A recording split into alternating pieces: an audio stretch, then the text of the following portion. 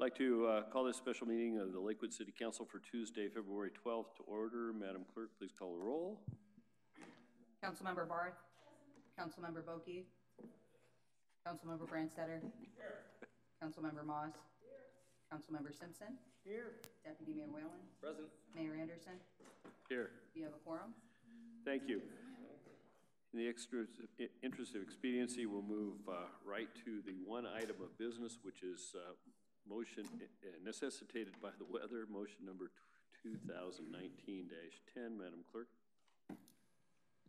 Motion number 2019-10, declaring an emergency related to extensive damage caused by the repeated snow and ice storms of February 2019. Thank you. Mr. Caulfield. Thank you, Mayor, and good evening, Mayor, Deputy Mayor, council members. Just real quick, I think everybody's aware we had a little bit of a snow event dating back to about Friday. Here in Lakewood, ultimately we handled it quite well. However, over the weekend, one of the things that we learned was that there was an issue with sand supply, and the state had stepped in and essentially they had declared their own emergency and did not allow the vendor, who a lot of agencies, including Lakewood, use for sand, to have that distributed. And however, there was an exception to that in that they would allow agencies to, come down with their own contractor to pick up the sand. However, in order to do that, we would need to waive our competitive bidding process. And so on Monday morning, I issued this declaration of an emergency, and really it's twofold. One is to allow us to dispense with the competitive bidding requirements, and then secondly, in the event that there are federal dollars made available through FEMA, we would also be eligible for that. So that was the primary purpose of doing it. Again, it all came down primarily to the salt. And we have secured the services of a company, and it's called Strong Trucking. So if we do need more salt, we can send them down to, up to Seattle, and they can get us squared away on that. The good news is that it looks like we're not going to be hit with any more snow or ice events this week. So, but again, my recommendation is to support this proclamation.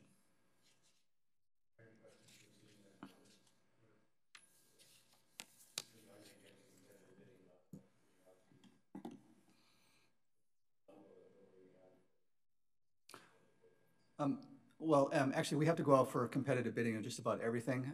The standard is what needs to be brought to the City Council for approval, and so anything over 50,000 would have to be. This is a sole source versus that's correct. That's correct. So we have, like, for example, telephone. Depending upon the layer and type, telephone bids, and then written bids, competitive bidding, etc. Yeah. Entertain a motion. It's been moved and seconded that we adopt motion number 2019-10. Is there any further discussion? All in favor, please signify by saying aye. Aye. Opposed, nay. Motion carries. Do we have any other business to come before the special meeting? None of my end, Mayor. So I declare the special meeting adjourned. We now move to the next item. Call the regular study session of the Lakewood City Council for Tuesday, February 12th to order. The first item of business is welcoming Ms. Donna Ponapinto, who is the president of United Way of Pierce County, to present on poverty to possibilities. Ms. Ponapinto, welcome. Thank you. All right, I'm all set. Well, I'm glad I was able to make it here tonight. The roads were okay for me. Right at the clock. One of the things that I'd like to do, I think I was here several years ago. It may have been about 3 years ago now, maybe 2 years ago, that I was here to provide you information on some of the things that United Way was focused in on. Primarily, I think, our Centers for Strong Families and the ALICE population, the Asset Limited Income Constrained Employed. And so since that time, we've had a lot of movement forward in terms of areas that we're focusing in on. And in December toward early 2017, I believe it was, we approved a bold goal to lift 15,000 households out of poverty by 2028, and we know we can't do it alone. We know that United Way is a small piece of that, but we can be a catalyst, and we can be this convener to bring individuals together to figure out ways and come up with solutions that help to move people closer to being self-sufficient and then ultimately thriving.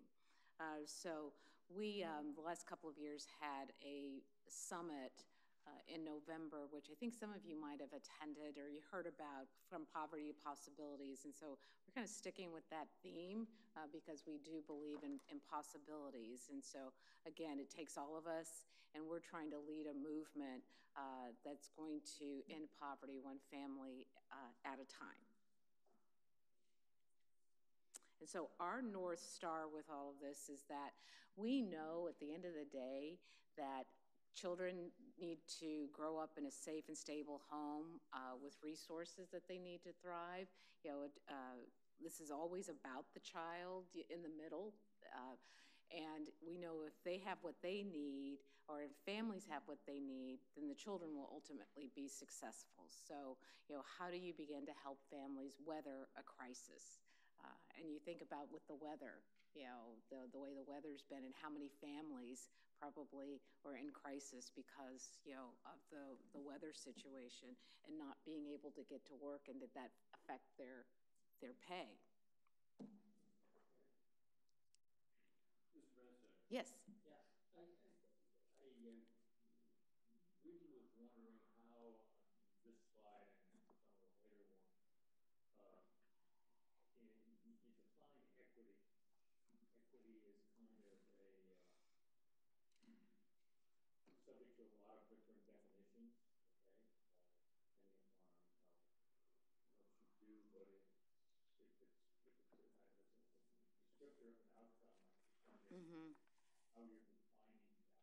Yeah, that's a good question, because I think there's been a lot of talk about, you know, equality versus equity, you know, and to me, and I think to us at all of us at United Way, equity is about, you know, making sure that everybody has the same opportunities. So I wish I had this slide, but there's a slide out there where you have 3 children. They're standing on boxes, and they all have one box, and the taller one can see over the fence, the other 2 can't, right? The next set is you have boxes enough where all of the kids can see over the fence. So the tall one doesn't need a box, the next one needs maybe 1 box, and the following one needs 2 boxes. So you visualize that. And then the third slide, which a lot of people don't use, but the third slide is, you know, the fence is gone altogether, right? And all 3 can see equally. You know, they didn't need any other kind of assistance because every barrier was removed. So when we talk about economic equity, it's removing all of those barriers. So if you remove the barriers for children and for families, and then that all kids, you know, have those opportunities and their families have opportunities. Does that help? Okay. And then, as I mentioned, Alice, the asset limited, income constrained, employed. These are the individuals, as a reminder, these are the individuals that live above the federal poverty line but are working and they can't provide basic necessities for their families. And they're, you know, they're living paycheck to paycheck, basically. And in Pierce County, 1 in 3 families struggles to make ends meet. What's the poverty line?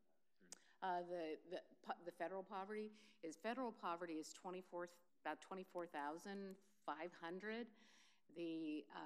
But most federal programs and most, you know, government assistance programs are 200 and below, somewhere in the 200 to 150 to 200 range of poverty, because the federal poverty level hasn't been reviewed. I mean, when it was set based on food a household needs. And so that was back in the 60s, I think it was, or 50s. So it was based on your groceries. and there really hasn't been much change to the formula. So And that's for a imagine, family of four. yeah, for a family of four is $24,000 a year. So I mentioned this, 1 in 3 households. And this is despite families working hard, you know, working and there are, I don't know the number, but, you know, I need to find it out, but there are a lot of families, individuals that are working 2 jobs. Some are working more than that, and they may be going to school, and they're trying to do everything possible to support their families, but still struggling. So for a family of 4, we just talked about that. This is 20, but it's higher than the 20,000. I think I got an older slide. So 24,000 federal poverty level, and you've got 12% of the population in Pierce County that is at that level, the federal poverty level, and another 22% at Alice. Actually, it's higher than that. My apologies, I didn't catch this. This is 2013 information, and we have 2016 information, and what we found in the 2016 information is that the federal poverty level is gone down. So it was 12%, and now it's down to 11%, but Alice is growing. So you've got more families in that range that are struggling. This particular slide, what I like about it, though, is the arrow, because most of our social services focus on crisis. You know, getting people out of the crisis. We have some agencies that are focused on the vulnerable crisis, maybe stabilizing them, but what we don't do enough of is getting people past that stable and into self-sufficiency, and to more importantly, to thriving. And so what United Way is trying to do is to do more in that getting people to self-sufficiency. It's not enough to get people just out of the crisis. The good news is when there is a crisis, people come together, lots of money comes in, and we can get it out to individuals, but you know, that only lasts so long. And I think if we're going to have a vibrant economy and community, we need to figure out ways, not just nonprofits, but city, county governments, businesses. We have to figure out ways to remove some of the barriers that face individuals and families that are removable. I mean, there are things that I think we can do. You said that the federal poverty level percentage in Pierce County has trended downward. Yeah, 1%. Is that in line with a national trend, or is it somewhat impacted? I mean, like Washington State, for instance, has a higher minimum wage than many other states. Is there anything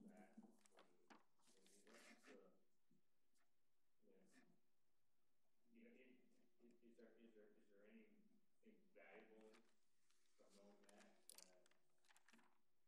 That is a good question. I don't know. I would have to look. There's a complete 300-page report that has information. For all, there's 15, I think, United State associations that are part of this whole Alice report. So I would have to look that up.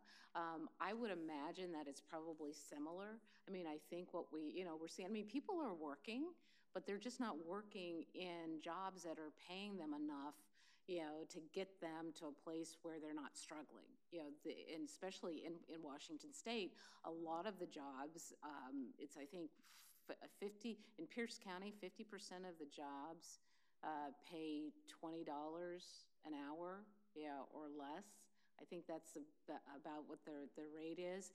And so you've got a lot of service and retail industry type jobs. And so you do have those higher end jobs. We just have to figure out how do we make sure people get connected to the right kinds of trainings in education so that they have access to those jobs. And that's also part of what United Way is working with Workforce Central and working with others to get people on a career pathway as opposed to just getting them in a job. Let's see, myths and misconceptions. The one that I always like to reference is, you know, people need to pull themselves up by their bootstraps. It's probably one of those sayings that drives me the most crazy because there are a lot of people, when you think about equity, there are a lot of people that don't have the boots. And even people who say they've pulled themselves up by their bootstraps, they had some assistance. Someone helped them. Someone believed in them. And so I'm a big believer in how do you make sure people have the boots that they need to help themselves, so that it's not always about a handout. Do your goals for this take into account, or I should say, is there any triage to the allocation of resources? We've lost so many unskilled jobs that were living wage jobs that didn't take any intellectual capacity. And in spite of what you do to help people, unfortunately, there's an array of abilities that's on a bell curve. And you're not going to move a certain segment of that population too far because even educated, we don't seem to have the jobs in that category anymore, whether you consider them exported or just that we've moved to an information-based economy.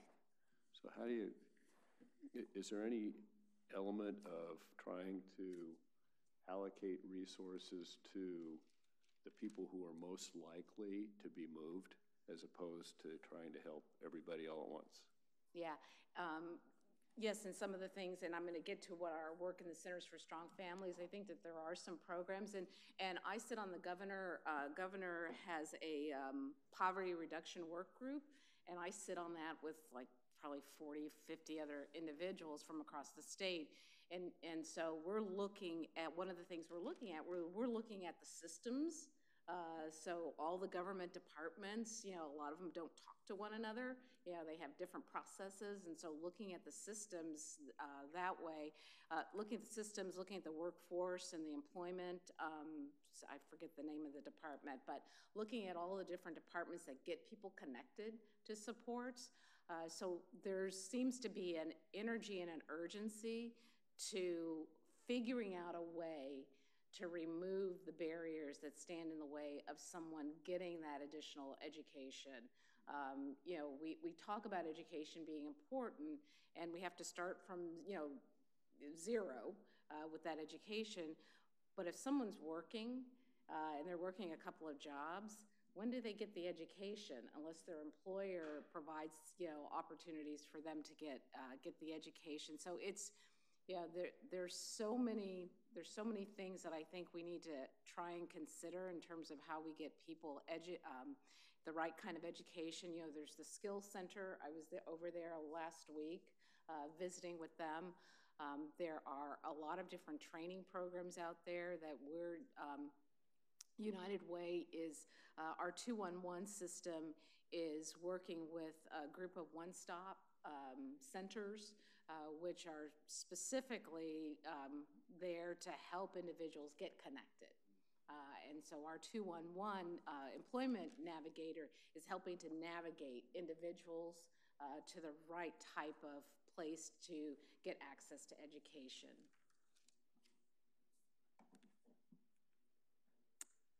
And then this is another thing about ALICE. So what ALICE has and what ALICE needs to survive, it's about still about a 25% gap. So ALICE has, you know, a certain income. They may be getting some benefits, but even with the benefits that they might be getting, if they're getting food assistance or child care assistance, there's still that gap that they have to figure out. And then, you know, there's benefits cliffs for families as well. So families that make a certain amount of money, instead of this sliding scale decrease in child care benefits, they lose them altogether. So here's a family that's trying to do better, trying to do best by their family, and all of a sudden they lose their child care benefits. And so it's making a choice, do I take that job increase or do I mean, to me, it sounds unbelievable, and maybe, and probably to you it does too. I can't ever imagine a time where I'm not gonna, accept an increase in salary and a promotion. And you've got families out there that, unfortunately, if they're making too much money, they are gonna lose those very things that are helping them become self-sufficient. So we've got to figure that out as a state and as a city and county. What are the child care resources that are available to people? Just kind of get me educated again. So, there's child care child care agencies, they're the licensed daycare agencies, and then they're family daycare.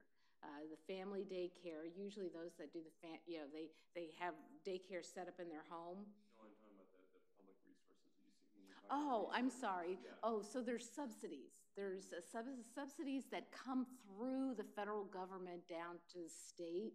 So families can access depending on their income. And I don't know I don't believe they have to be at the federal poverty level. I think it's above the federal poverty level.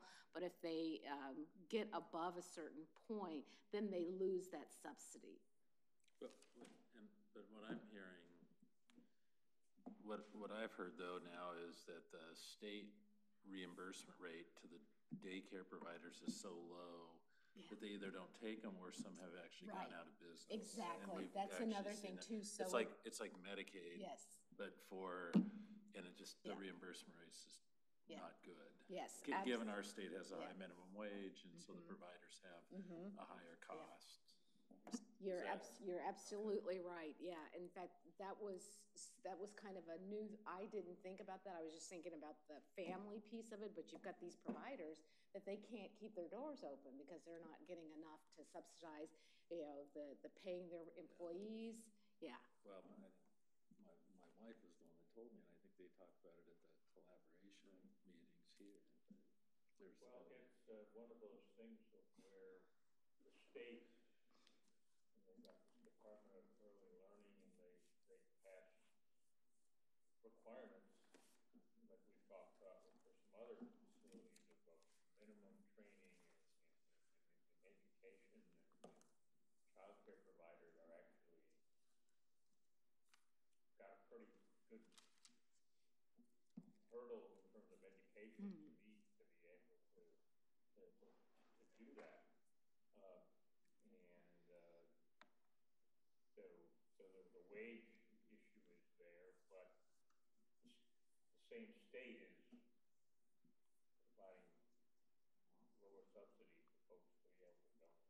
Or they'll pay $3,000 a month for something. Yeah. It's crazy they won't for a kid. So there's a supply and demand issue in higher. child care. It's more than 3. And child care is on average 28% of a household budget. And I know that you received the PowerPoints. I won't go through all of the different things, but if you look here, this is just gives you a sense of, and this is not savings. This is not if a family wants to go to have a meal outside the home or go to the movies. I mean, I haven't been to a movie show in ages, so I know they're pretty expensive.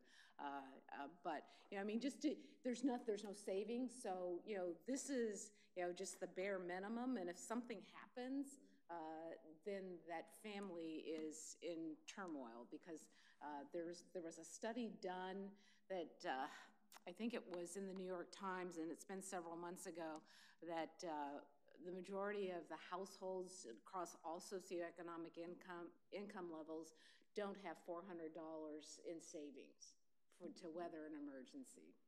Right. Yeah.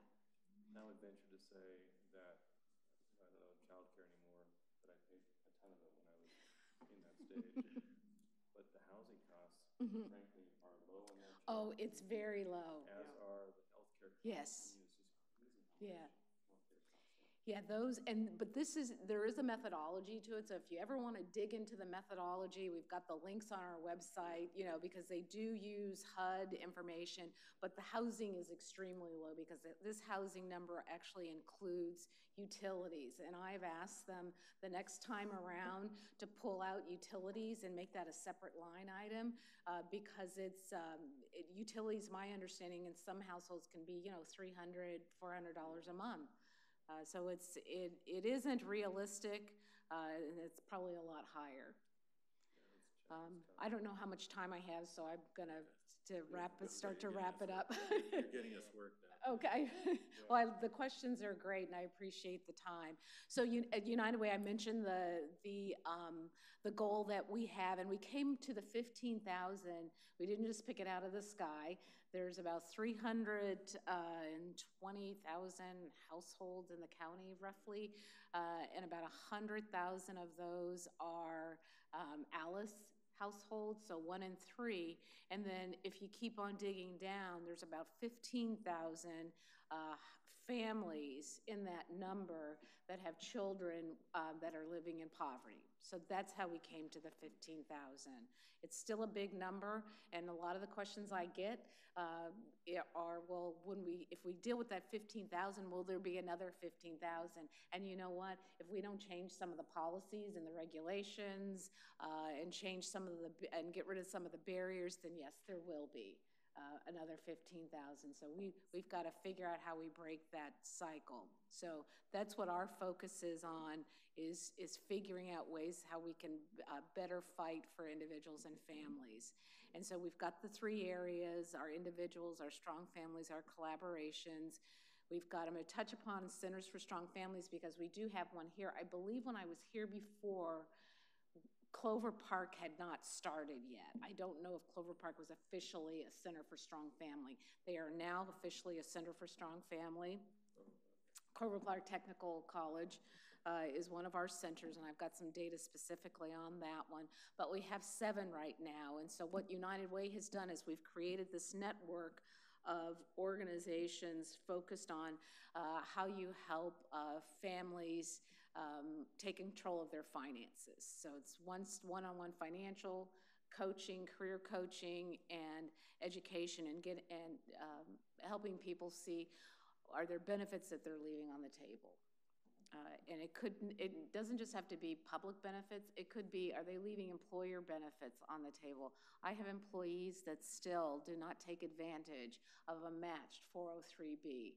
I mean, we're putting money into their pension, but even if they put additional money, we would match that. So as hard as I try, they're not taking advantage of that. So I still need to do educating with my own staff. Let's see, I didn't know if we could get to the internet here. I want to be able, or is that possible to click on? There's a guest. Because I embedded it in here. If not, then I'll just show you the hard copy. I've got hard copies of it too. Is it off your tablet? It is on, yes. And sign in to guest, you could do it. Let's see. Oh, that's right. Yeah, it's a smart, yeah. And if we can't, I've got it slides for it. It's just kind of cool to show you interactive if I can.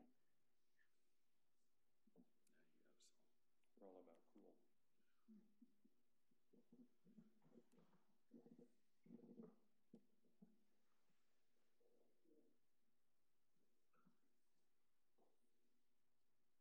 That's all right. I can just show. I've got the hard copy of the information. Oh, you've got it pulled up there. Oops, it's not letting me now go. Well, it'll be your tablet. Okay. Or is it off hers? It's coming. Okay.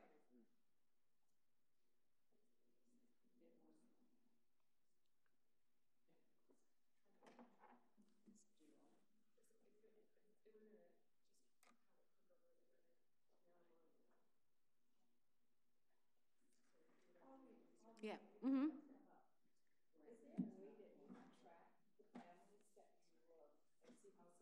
Yes, we can. That's the beauty of our Centers for Strong Families. We collect the agencies that are part of the network collect about 200 data points. So we are able to show, oh, thank you. So we are able to show how a family has progressed over time, because every family has a financial assessment, and so where are they at one point to where they are down the road. And the whole idea behind this model is that there's many touch points, that families continue to build relationships with these organizations, and they're coming back.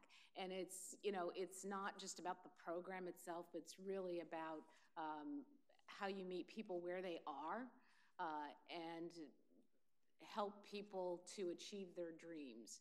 So our dashboard here is updated every week, and it's in, there is a link to it. You can go on our website at any point in time and pull this information up, and it shows where we are. So we've got, I'll just highlight a few things, with the employment, for instance, 300 people plus into new jobs. You've got average minimum wage for January is $16 an hour. Average monthly income increases $1,200. So imagine you're a family that's struggling all the time, and you have worked with a coach to figure out your finances. Maybe you've gotten an increase in wages, because we're also looking at wage progression, and you now have $1,200 more, or you're making $1,200 a month that you can use to save, to take care of your bills, pay for childcare. So that has been really promising. And then, accessing benefits, value of the benefits over $1 million.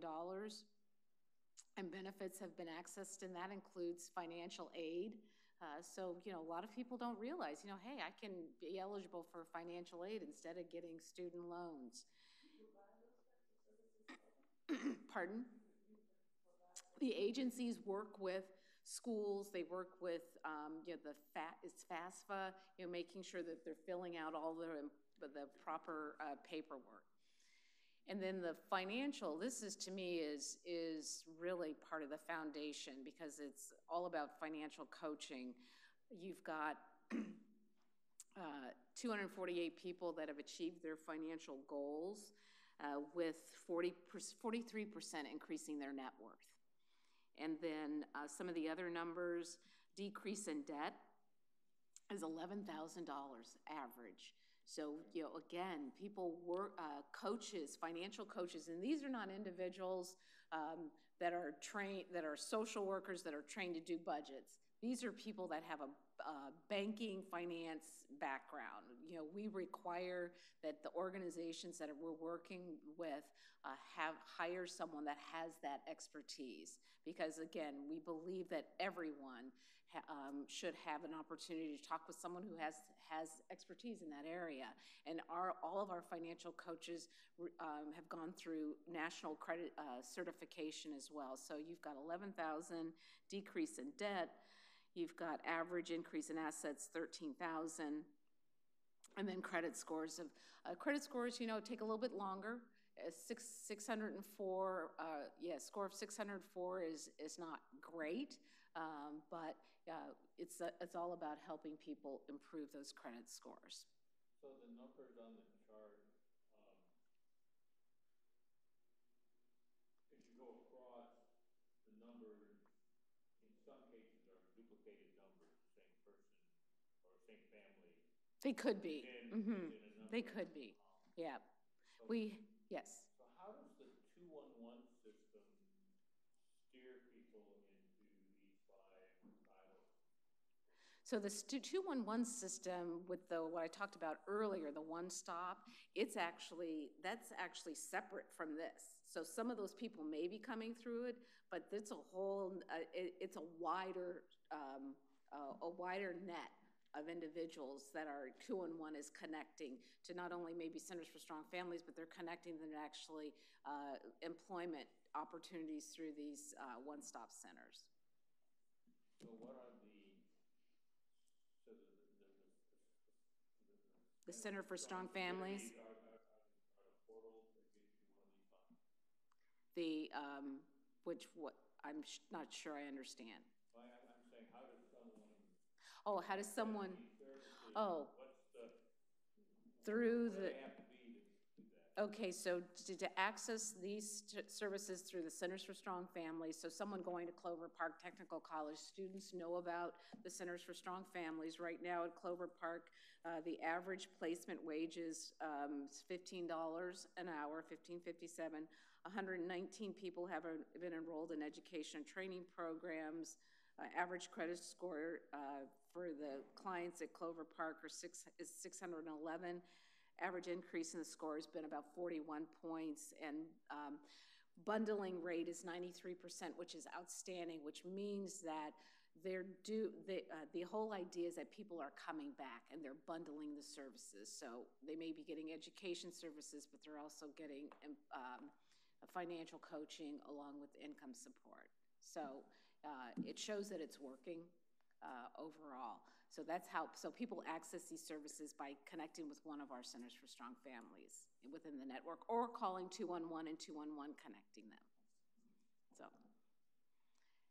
and okay, so 91% of the clients receive bundled services right now. 897 clients have been served.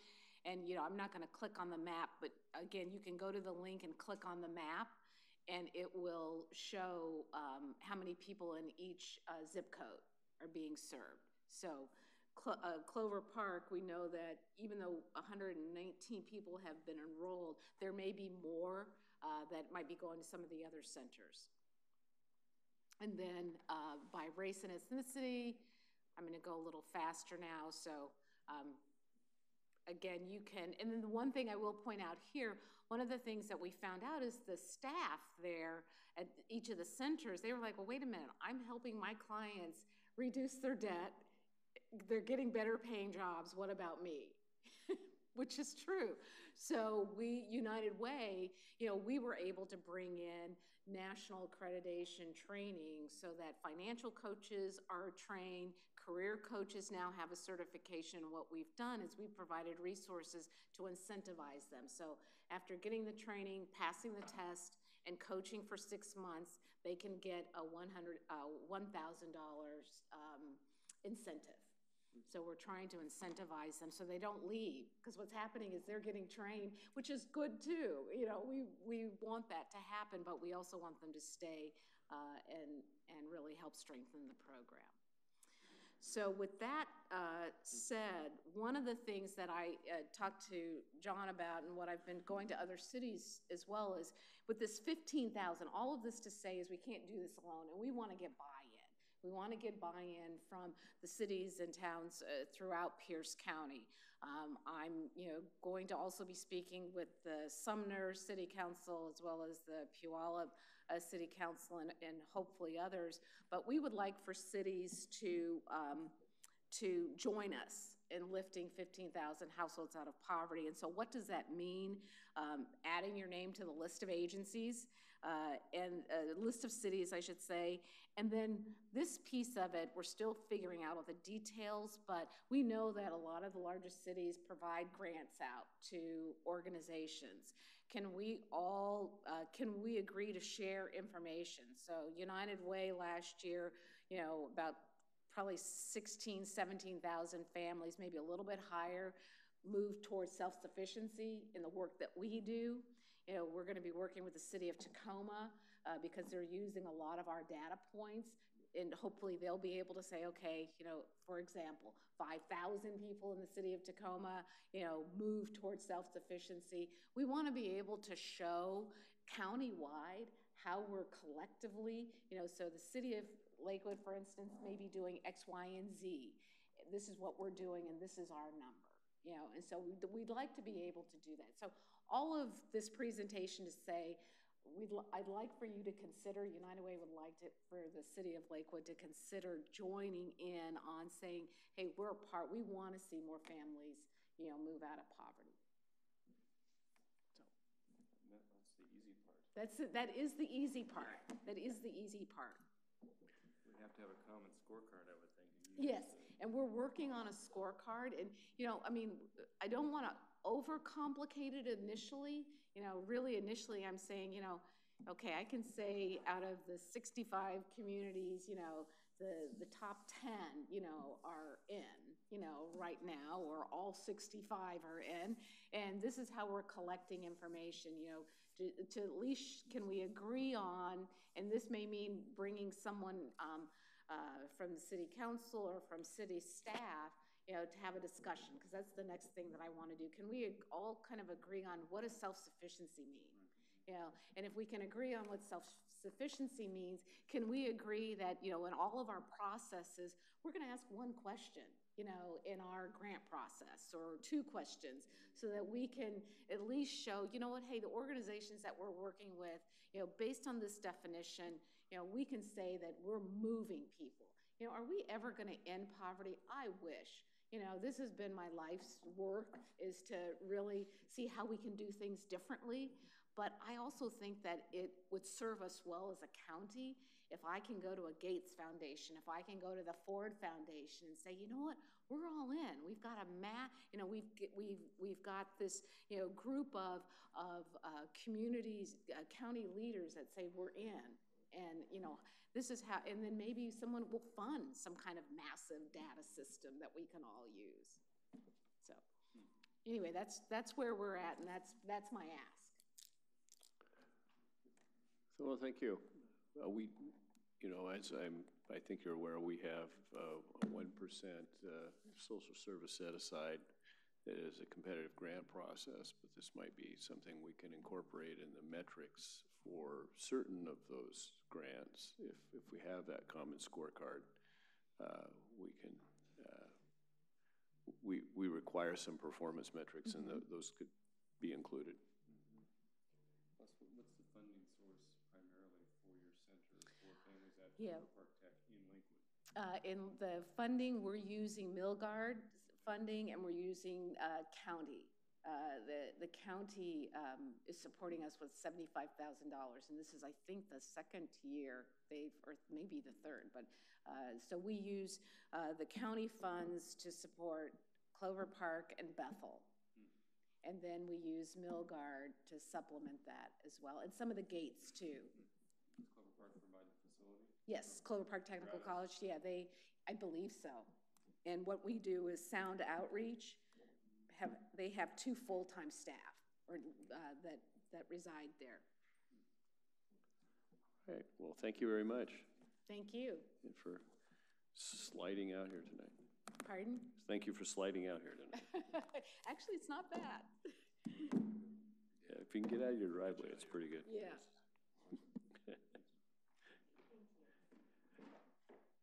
We now move to a review of the city website redesign with Ms. Grimley.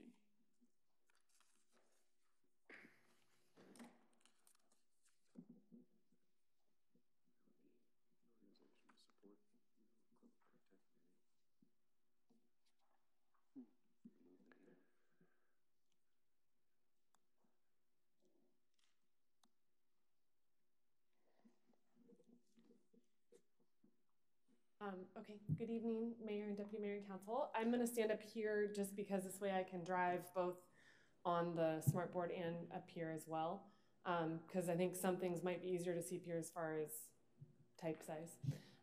But tonight I'm very excited to be here to showcase to you our redesigned website. And I think the one thing to note is the last time we did an update was approximately 5 years ago. So obviously technology has changed a lot in that time, as well as people's expectations for being able to access information. And so what is before you this evening is a site that is responsive, which means that how it looks here is how it will look on your cell phone or your tablet.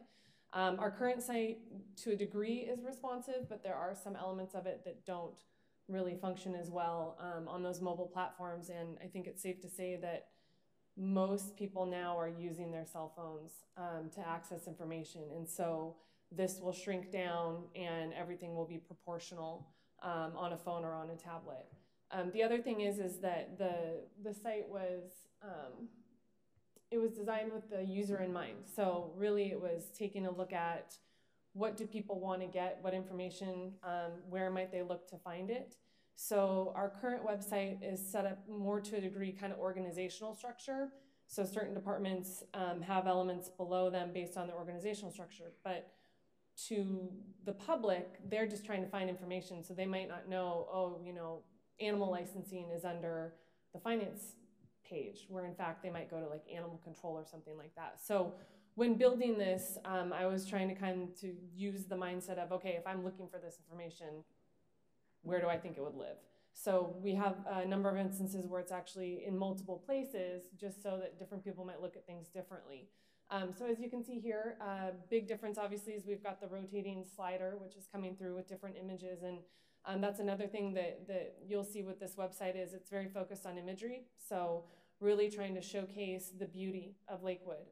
We want to make a good first impression on individuals when they're coming to our website, both our residents, of course, and visitors who might be either moving to the area or checking us out. The other thing too is this top part has these buttons here, which are just one click and they take you to these links. So jobs, if you have an online payment, if you're looking for permit information, social media, and then My Lakewood 3-1 public records. This all goes out to these direct links. So for example, we'll hit social media in a minute, but I'll show you our city news. So this is similar to our current website where we have our latest news, but obviously we've got more visually interesting opportunities here. So this is where your most latest news posts will go up. And then below that are city events, which will show up as well, which highlight our upcoming events. And we have the ability to it's called sticky them, but basically keep them there so they can be highlighted. So if we wanted to like have Summerfest up highlighted in that on the homepage, we could do that. Or if there's a news item that we wanted to stay for longer than the cycle of based on what we're posting, we could keep that up there. And then at the bottom of the page is our, oh, sorry, yep. On the events,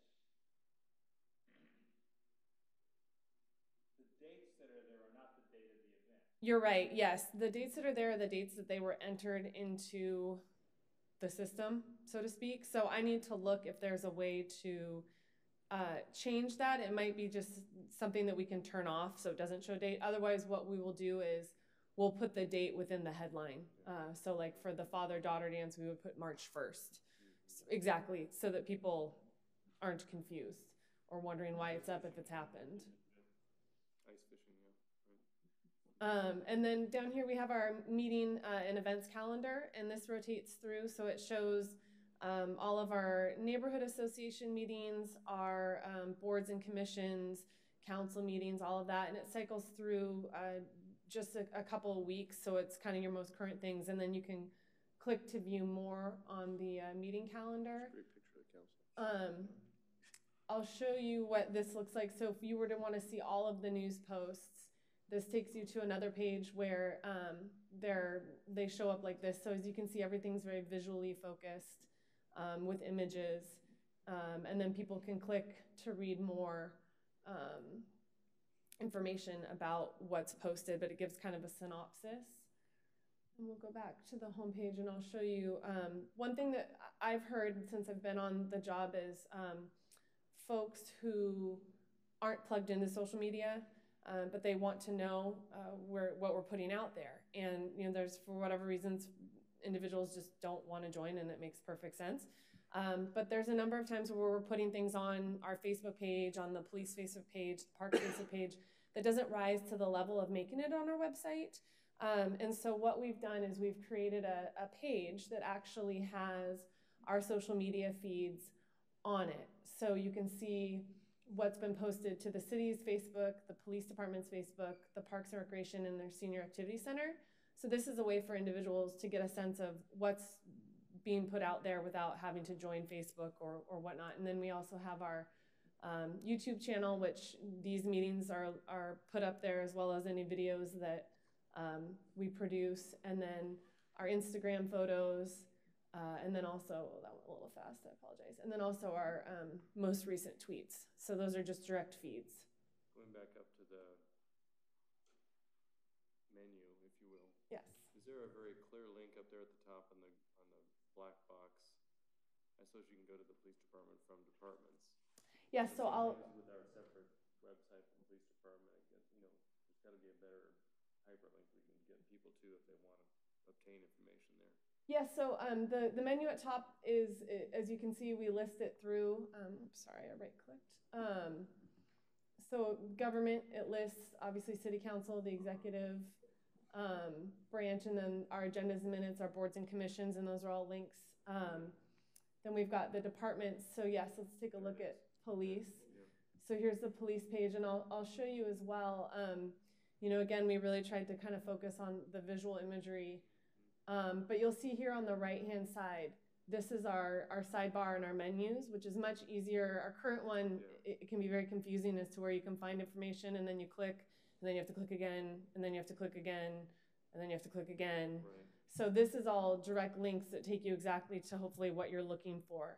And every department has a page with menus like this specific to items related to what you might be looking for. And we've got the sidebar of images up here, which if you saw that deer, that's courtesy of Councilmember Simpson. So we've included that as well. But so, and then also to all of our directors' contact information.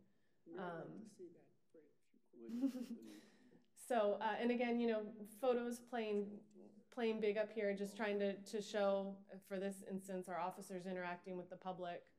But, you know, just trying to highlight our neighborhoods. And then under the residents tab, you can see we have a lot of information for individuals.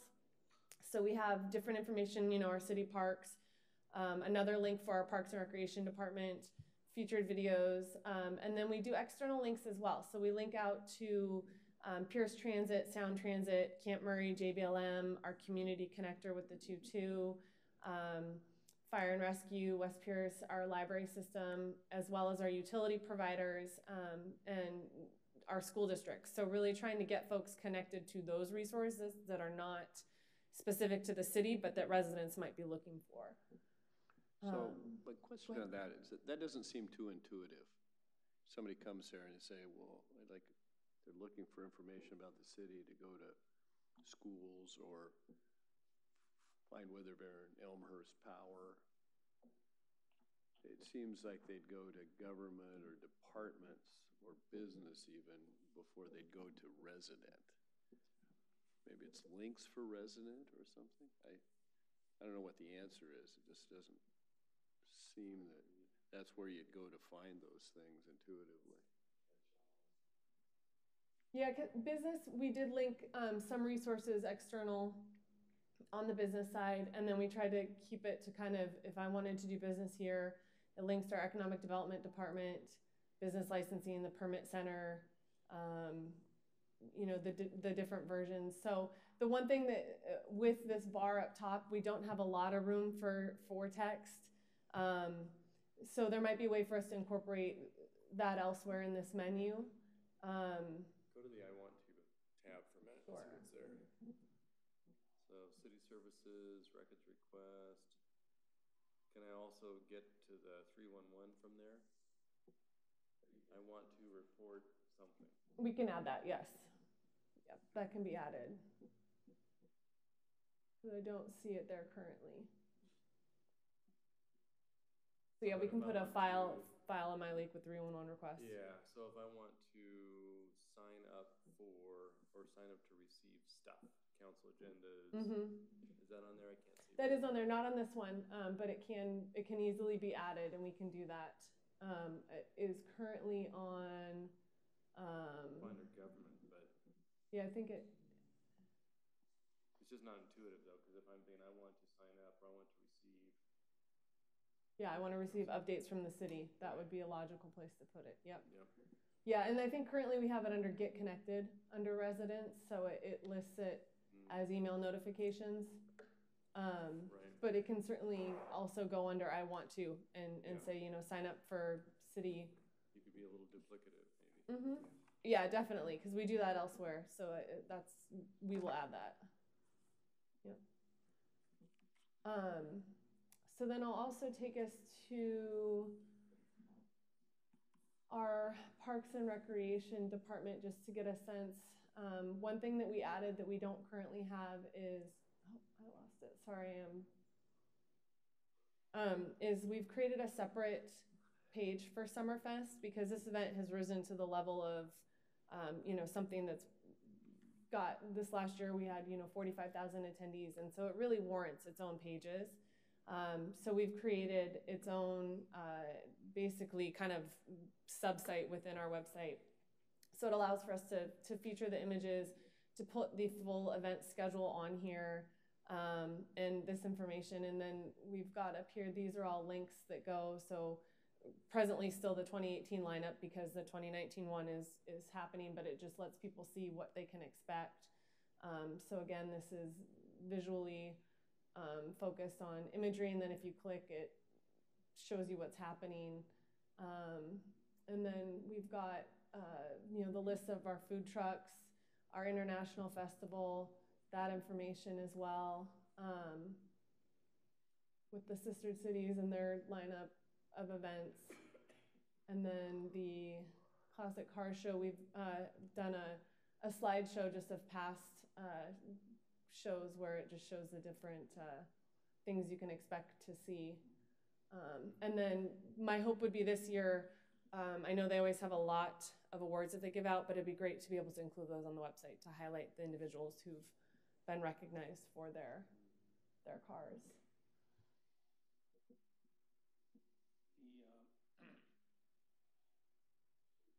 The little search function, you know, Mm-hmm. so they're in the very top right corner. I know the current one that we have, you type something in there, you get an overload of 5 years worth of snippets from things to go on. They just include some keyword that you happen to use in your message to type in. It's not very functional for residents to be able to use. And it doesn't necessarily search you within the page that you've actually got. For instance, if you were to have the business page up, Mm-hmm. but the search thing is still there in the corner, you type something in, and it's unlikely to take you to something useful. I mean, is that even necessary? I mean, what are we hoping to achieve by having that there? I think the idea is allowing people to search within the website. So versus if you were to go to Google and type something into Google, that's going to give you anything, unless you do, you know, site : City of Lakewood, and you search it that way. However, this search is powered by Google. So I don't know that there's any way to narrow down the results that you get, because it is something that's Google is powering. So it's going to pull up anything within your site URL, which means you are going to be getting a lot. So the more you can be specific and drill down what you're looking for, the less you're going to see in your search results. So it just allows you to search within the city of Lakewood versus the world. So now you have workplace, engage, city of Lakewood holds all the departments. So Mm-hmm. kind of hidden in there. Engage is where I would go to Lakewood 311 in that line. So what are you going to do now for Lakewood 311? So we have it under residents for Get Connected. It's right here. And then also, if we go back to our home page, it's right here as one of the primary buttons. And I think, you know, the top menu that we have up here reflects what other municipalities and jurisdictions are doing. So we looked at a number of different websites, not only in Washington State, but frankly across the country, and kind of mirrored what we were seeing other people do as far as language and then what information they included underneath.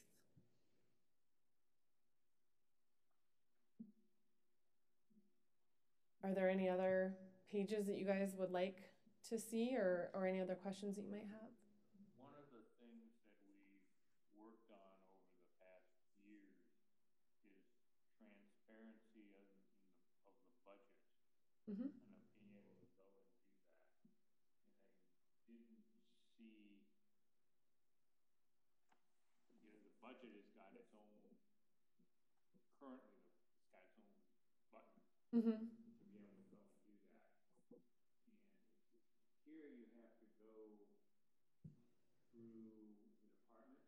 Yes, you would have to go to finance, but it would be easy to add budget as an item on the menu for people if they're looking specifically for the city's budget. So what's under government? Just the organizational? So government is the city council, so it's where we list our agenda packets and then all your individual information, your bios, your contact information, your photos. Under the executive tab, it's information about the city manager. It takes you to a feed of all of the city manager bulletins. Our government relations page, which has all of our federal, state, and county legislative priorities. And then the city council strategic plan and vision statement, as well as council goals. And then the Lakewood dashboard, which is the dashboard that shows how well we're performing of those goals. And then the boards and commissions, which would then take you to a separate page where those are all listed with descriptions and then also any vacancies. So, and at risk of being a micromanager and a second guesser, I'd throw a budget link in there too. Because if I'm looking for, when I think of government, I think all the money the government spends. And so if I'm going in there and looking at the money, I'm going to click government, see what's this costing me. And we have nice little pie charts and the sources and uses like we get in the budget document. That might be nice to have in there. Yes, and that's something that I'd actually like to work on. One of the municipalities that I looked at had these amazing graphics that were interactive. And the one thing that I really like about this website is we have so much more freedom and flexibility to add things like that. So I think that's my goal going forward, is to continue to add interactive elements and work with different departments to do things like that, to have the pie graphs, to have those kind of visual elements that really break it down easy. All I have to do is look at it and I understand it. I don't have to read through the document. So that's, going forward, that will be the goal, is to do additional stuff like that. Yeah, I've reduced government transparency to a three-piece presentation. One is what really explains it. One's the one-page summary for the people who might read it. But the most prevalent is pictures. So for the people who just glance at it. So allowing them to drill down, I think, is a good thing. I think you're on the right track. Okay. And the next steps really are, assuming council's happy with it and I'll make the changes requested this evening, we're pretty much ready to go. So the next step will be just lining up staff training, but my hope would be to work with the IT department to transfer over all the things that need to be transferred and have this go live as soon as possible, and get it up and running. Because so how do you manage it and keep it fresh with all the updated stuff? That's a lot of work. yeah, it's double. Basically anything that's happening on the current site, especially departments that are using it regularly, I ask them to notify me when they've made any changes so that I can go in, but I'm pretty much just going through every page and doing my best to stay on top of any changes. And then, of course, giving it to department directors and asking them to review to make sure it is most current. There will be some things, there's almost 150 pages that I've built. There's well over 250 posts that I've put in. So with all of that content, there will be some things that we'll catch and we'll have to fix. But luckily, because I built it, I can do it quickly. Yes, this is WordPress, and then we bought a theme for it that allowed us to customize it to look the way that we wanted it to look. That's a big website to be on WordPress, so good for you guys. I couldn't help but notice we had 4 stars instead of 5. You gotta call in your review. On what? The Google review thing that pops up. There were 4 stars instead of 5. Oh, I don't know. How wonderful we are. Well, It's on the map thing. we need to start getting people to post more reviews on Google. Exactly. I'll work on it. Put the word out. I'll tell all those people from this weekend who were so grateful for our updates, could you please review us on Google? Please do. There's a way to do that with an automatic thing. According to the city manager, the standard for approval of snow removal is somewhere, 30-35%, no matter how well you do. So I don't know, we want to invite that, but. Well.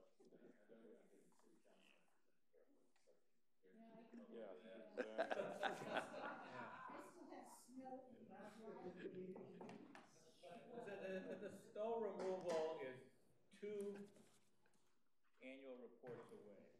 And we.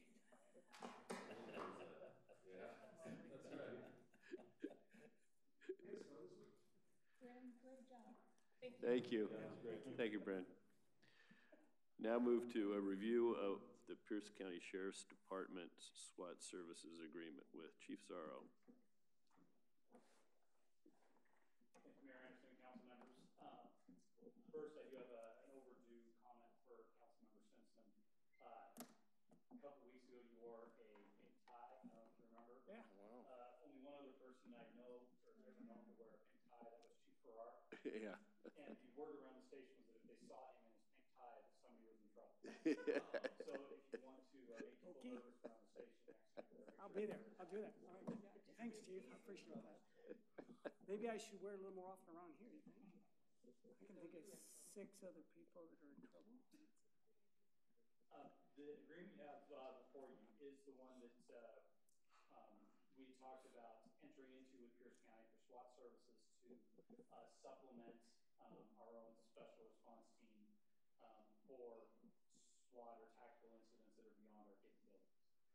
It is, the agreement itself is their generic agreement that they have for all services that they provide to other cities. That's why it looks like, or there's references to a variety of services, and it is a little misleading, but the one page in that talks about or lists them, the services, and it actually has a grid. What they ask you to do is just check the box for the services you want and the assessment method, whether it's per capita or per incident. The services are relatively self-explanatory. The costs are the per incident. If we look at the number of incidents we've had or averaged over the years, that may typically be require some sort of services from Pierce County, which is about 2. If we compare that to the per capita rate, it's a difference of about I think it's less than $2,000. With that, my recommendation is the per capita, just for the sake of predictability of costs. So, Questions? Mr. Whalen? Well, as I was reading through it, I know we're focused on the SWAT thing, but they had some other stuff in there. Is that stuff that we're already doing with the county, like the investigative work I saw in there for felony? no, we're not doing any of the other services in there. That Just is their really, standard form, huh? It is. It's Okay. the menu. So if you were to check, like on page 27, if you were to check, forensic services, for example, then anything in the document that refers to forensic services would apply. Okay. Any other questions? Ms. Moss? Just per capita, does that mean we don't have to pay an annual fee? It's just per incident? No, that is an annual fee. That is an annual fee. It's 42 cents per person per population, and it's the per incident would be just whenever we have an incident, they would charge $11,000. Oh.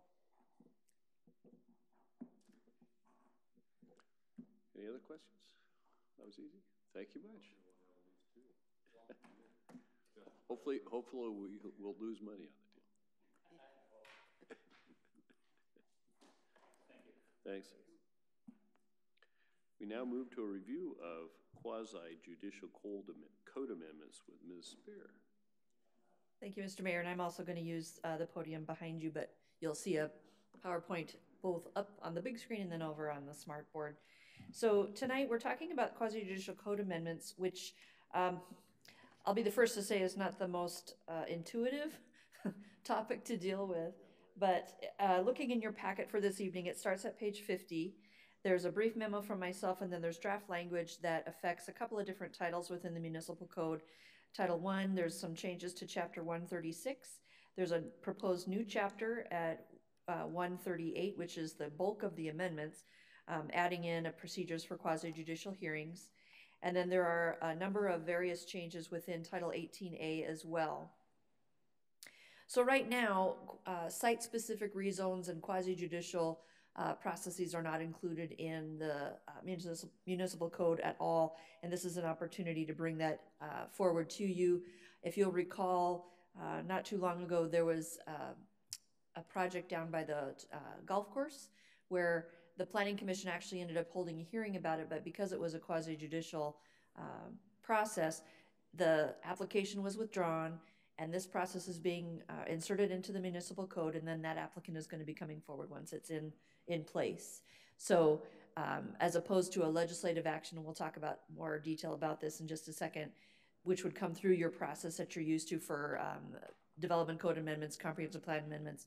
When it's dealing with a site-specific rezone, you're going through now, once this is adopted, a different way to get to the finish line. And I basically just said that. So what is a quasi-judicial action? There's actually a statutory definition. It is actions of the local decision-making bodies which determine the legal rights, duties, or privileges of specific parties in a hearing or contested case. What is not a judicial action are the legislative actions. So what you've been used to doing ever since cityhood, adopting, amending, or revising comprehensive or neighborhood plans or land use planning documents, doing area-wide zoning ordinances, or adopting an area-wide zoning amendment. So there are two different things within state statute. Site-specific rezoning is considered a quasi-judicial process, and it requires three factors. It has to be talking about a specific tract of land, which actually could be more than one parcel, but it's a specifically identified tract of land. It's requesting a classification change, and there has to be a specific identifiable party making the request. So as opposed to what might come forward as a comprehensive plan amendment to rezone half of the city from industrial to residential, I don't know. This is going to be a particular applicant, be it the city or be it a private applicant, saying, I would like to specifically change this tract of land from this to this. And it doesn't have to do with comprehensive plan implementation. It doesn't have to do with a larger sense of where's the community going in the future. This is a specific request. They also fall within what are called project permit applications. And long story short, what that means is that they fall under the Regulatory Reform Act. And once a complete application is submitted, the city has 120 days to hold a public hearing and issue a final decision. The other thing about site-specific applications is they are subject to the Land Use Petition Act, or LUPA, which means once a decision is made, there's 21 days to appeal it. Site-specific reasons, as I just mentioned, are quasi-judicial. I'm sorry. Go back to that last slide. So must be appealed to the Superior Court within 21 days. Right. That doesn't speak to appealing to the council. Correct. That is the next step after that.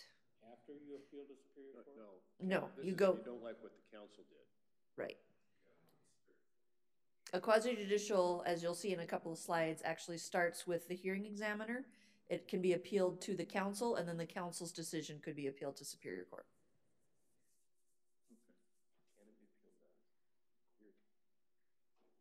So site-specific reasons, as I mentioned, are in that quasi-judicial bucket. They're also subject to the appearance of fairness doctrine, and this is where, if you'll recall again with that recent example, there was discussion at the Planning Commission and council level about not interacting or having, quote, ex parte type conversations with people on either side of the issue. The person that, or the entity that will be making the decision, needs to be neutral and uninvolved. Area-wide rezones, as well as text amendments to a comprehensive plan or zoning code, are considered legislative, so they follow a different process. I have a question for you. Please. So, this is unusual to me. So if we had a site-specific application, they pass through the community development, whatever recommendation, and then the hearing examiner, and the normal loop of process goes to Superior Court. Why are we even involved? Why can't that just be final? This is its own system and process under state statute. It is different and apart. Yeah. I know. It's an odd duck, yes. And there's not a lot of jurisdictions across the state that have very clear language in their code about this. Lakewood is by no means alone in needing to go through and review this and make sure that what they have is what the GMA and other state statutes anticipate.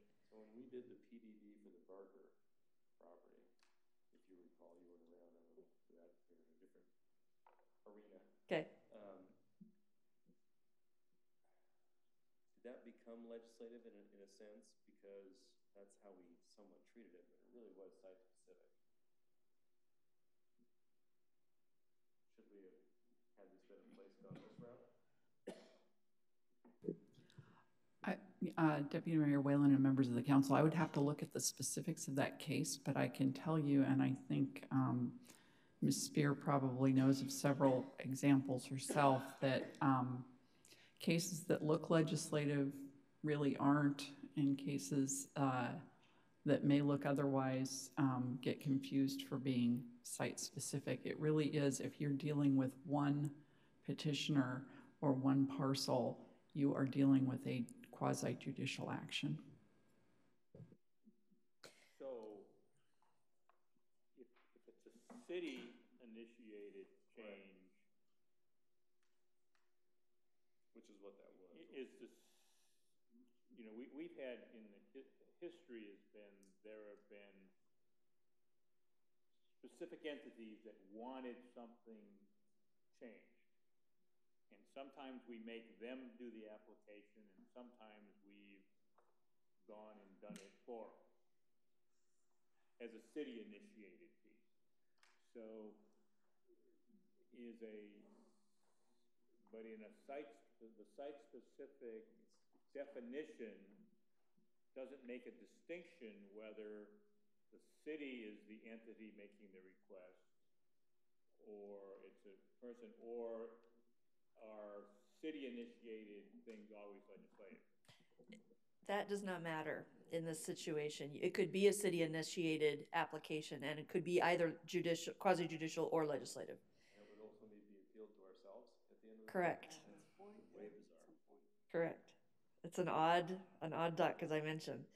So what you see here on this slide, and in, I'm sorry, you don't have a copy of this in your packet, but this is a section actually out of Title 18A where there's a much larger list of what are different types of processes for different types of applications. But here we have specifically the site-specific zoning map amendments, which is another name for site-specific rezone, being identified as process 3.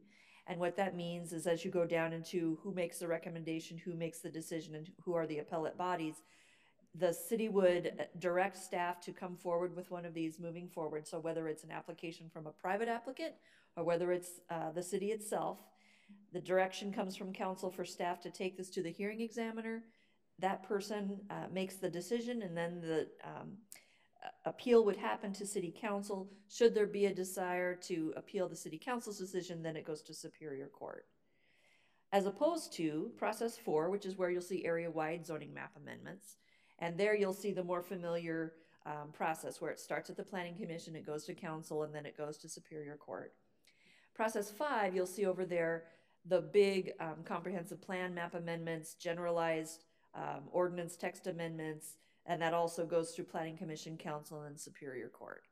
And these aren't going to, the quasi-judicial applications aren't going to be very common, but they are distinguished in law and need to be distinguished within the municipal code as well. So in an effort to maybe present this a little more graphically and just to repeat it for memory's sake, a comprehensive plan, map, or text amendment, which isn't dealing with a specific piece of property, that's going to come from the Planning Commission to the City Council, and then there's actually that step to the Growth Management Hearings Board if it applies, and then Superior Court. If you've got area-wide zoning map amendment or rezone, again, Planning Commission, Council, Hearings Board, and then Court. If you have, though, Council directing your staff to take a site-specific zoning map amendment or site-specific rezone forward. It goes directly to the hearing examiner, appeal to city council, and if someone wants to appeal that decision, then it goes to court. So to try to bring this home with a little more concrete examples, what we're talking about right now within the comprehensive plan amendment packet or docket, there are two there, both of which would be legislative in this case. The first one, if you'll recall, part of the packet this year includes an update or a brush off of the economic development element. So that is a text amendment to the comprehensive plan. That is a legislative process, so the council will decide after getting a recommendation from the Planning Commission if someone were wanting to appeal that for some reason, hearings board, and then to the Superior Court.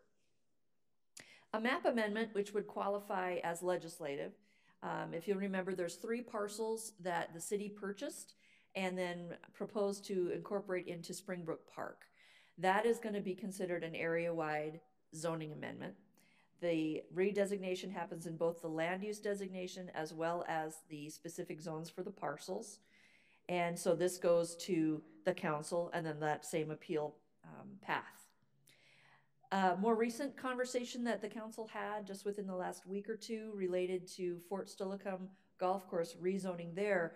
The decision was made by council to tell staff, we're going to take a look at 3 parcels and they're going to stay within the open space and recreation land use designation, but it's going to change the zone from OSR2 to OSR1 on those 3 parcels. So that is considered. Mr. Simpson. Yeah.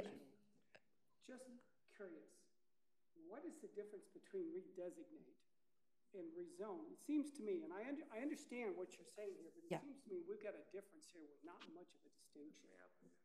And it's because when I read map amendment redesignate, my first thought was quasi-judicial. And yet I read and it's got legislative, so I'm curious. And I look at the other one, I go map amendment, rezone parcels. Well, you've got parcels in Springbrook, you got parcels behind Western State. Where's the difference? Yeah. In your comprehensive plan, there is a map, and it has the land use designations. Okay. Residential, open space, public institution, commercial, downtown. You also have, though, within the planning department, a zoning map. And so within those larger designations, you have multiple zones. So for instance, if you were to look at a zoning map, I'm sorry I don't have one for you tonight, yellow, right?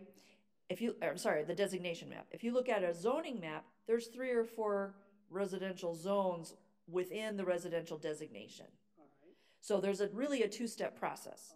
If you were to look at City of Lakewood without a map at all, without any indications, the first step is to say, is this going to be residential, industrial, public institution?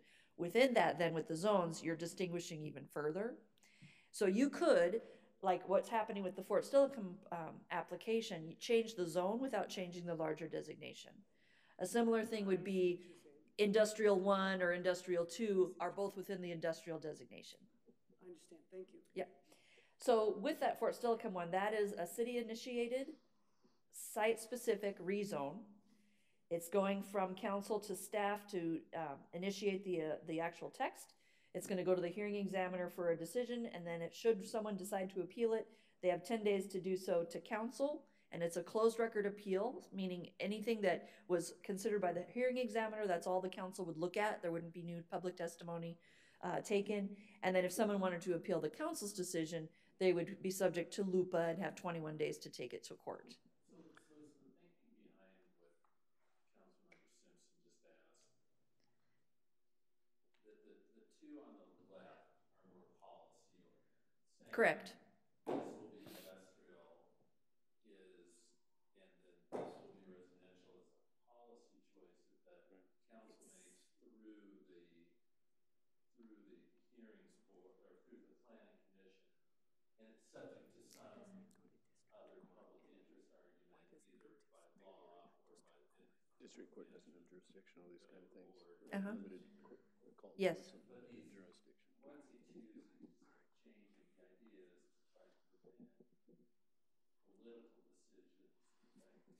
they can't affect real estate. You could think of it that way. It's also when you have an application coming in on a specific piece of property that isn't necessarily consistent with your larger comprehensive plan and the vision that this council has put forward for the next 20 years. So if you were to look at one that said, we're located on South Tacoma Way, around us is all commercial, but we think we need a single-family residential house right here for whatever reason, that isn't consistent with the rest of the comprehensive plan or the larger designation map. And that's going to be a quasi-judicial process. That's going to be separate and apart from the larger comprehensive plan. So am I getting ahead of myself if you mentioned PDDs, and there's something the courts have also ruled that planned unit developments, PUDs, or planned DDs, planned development districts, that authorize the approval of densities and uses that are inconsistent with the underlying zoning requirements are themselves considered zoning map. In other words, are we going to have to be quasi-judicial every time? Not every time, but there is a distinction in this proposal coming to you within Title 18A to say when a PDD would be a quasi-judicial rezone and when it would not. So there is that distinction as well. Okay, so then here's my concern. Then later on, it's, you say there has to be at least 4 members of the council have to sit and listen. So you're assuming we can get 4. And already the one thing that necessitated this, there's at least 2 that can. Right, I mean, we're already down to 5. And then you say a majority of those present, that's when the majority of the council. I'm going to have to look at exactly what you're talking about in the draft. Somebody could get a very controversial, let's say, or non-controversial, let's say controversial for the sake of argument, zoning thing with less than the majority of the council. I would have to look at the language again, but potentially. I mean, I don't know. Yeah, yeah. If it gets standing, I don't know that. I mean, I just don't see how zoning decisions can get made by 3 people. So I should have given up on trying to understand what the legislature does a long time ago. Is the purpose behind this anomaly to bring heightened scrutiny to decisions that involve a particular owner's property as opposed to a wider public policy application? And so if I take that as a premise, then say, well, we did legislatively that somehow happened without really looking at the process that would engender. Yeah, you've got, I think there's a couple of different policy level discussions and reasons behind this. You've got where a jurisdiction has decided this is our vision, this is our future, and you have, whether it's the city or whether it's a private property owner or a company saying we want to do something different than what's originally set out in the comprehensive plan, there needs to be some sort of public process for people to see and hear and be able to appeal it. If you're going through the larger area-wide rezones and the comprehensive plan amendment process, that has public hearing and decisions being made in a very public way. But because it's more of that higher level, this is the vision and going forward where we want the city as a whole to go, it's treated differently than that one property owner wanting something other than what the comp plan already says. And it's clear as mud, I know. I was going to say, how in the world does that sound fair? Yeah. It seems to me that government is stacked against the individual. Am I understanding you correctly? So you get 3 bites at the apple. Well, Uber process to make sure people feel that it's fair. But Jason, you said feel that it's fair. My question is this fair? Because if I'm sitting here, if this does not sound like it's operating in the public's best interests. Maybe. Here you go with the maybes. It's in the eye of the beholder, right? Yeah, if the question is if it's in the eye of the beholder, yes. And the beholder was the legislature in deciding this growth management idea. And the idea is supposed to be that there's a huge public process involved in mapping what your community is ultimately going to look like with all the zones and the areas and whatnot. And you have this map that's your comprehensive plan. And the theory, I'm not defending the theory, I'm simply sharing the theory, is that when you have an individual parcel that says, I really don't like your plan, I'm going to do something different than your plan, that requires a heightened scrutiny that necessarily re-triggers that public input so that the public has a second shot and they aren't stuck going, I came to all your meetings about your comprehensive plan and I told you what I wanted for the city, and now you turned around and you gave John Smith this one thing that sticks out like a sore thumb. And that's what the public doesn't understand. I understood exactly what you're saying, but John and Jane Q. Public out there aren't going to follow that. Well, it may be because the legislature drafted the Growth Management Act.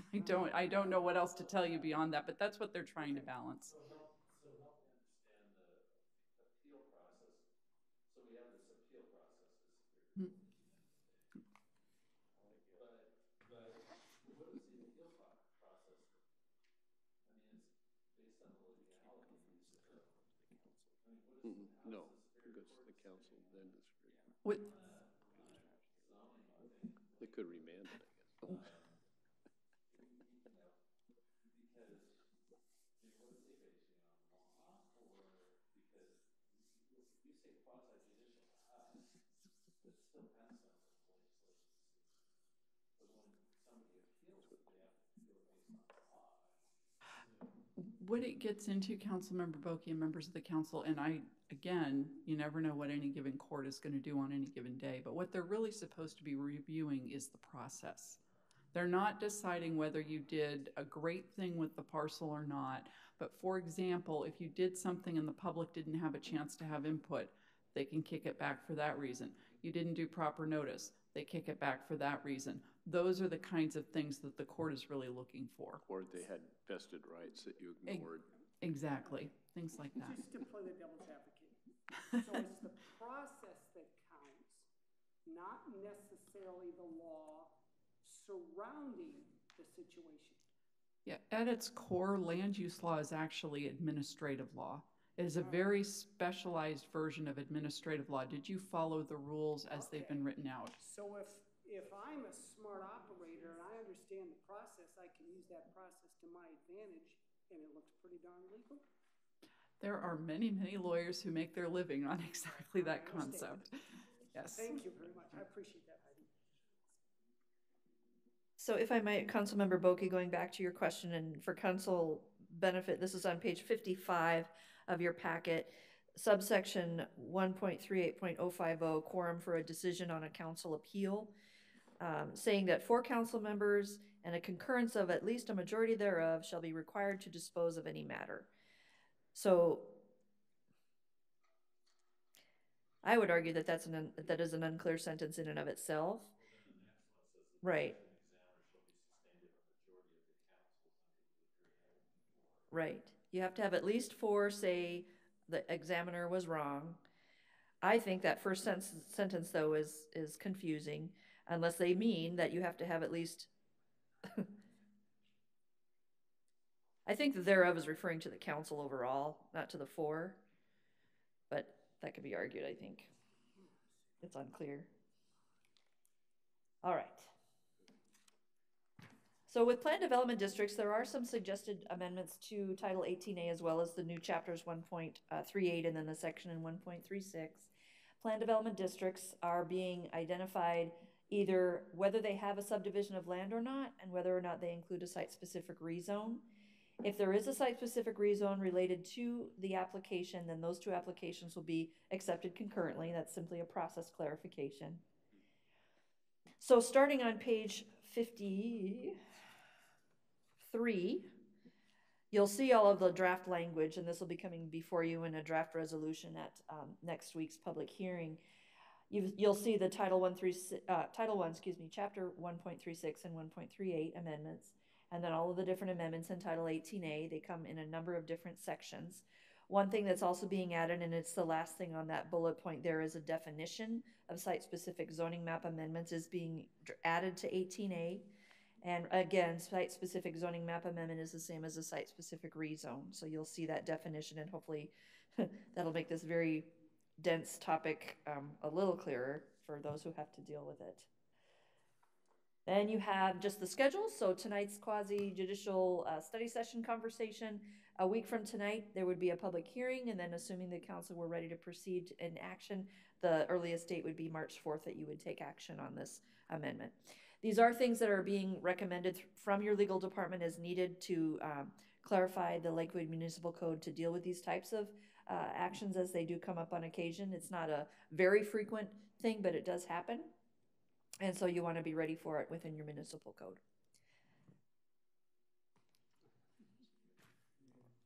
Mr. Branstetter.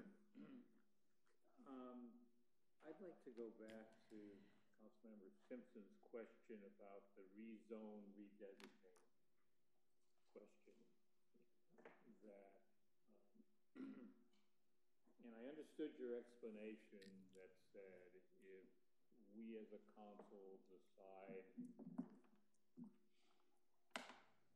as a policy matter, we want to create more industrial land.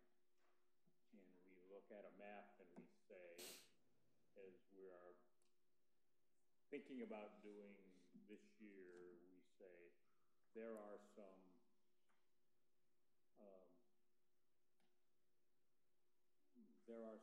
parcels along adjacent to the Woodbrook Middle School that are currently zoned residential, and we want to redesignate them as industrial and then zone them industrial business park.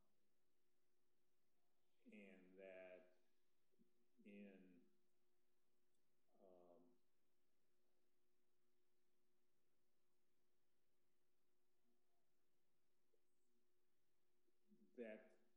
I think there's 4 parcels involved.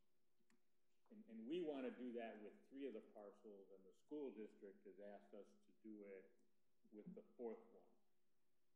But what the school district is asking is it to be redesignated and rezoned. Mm-hmm. Whereas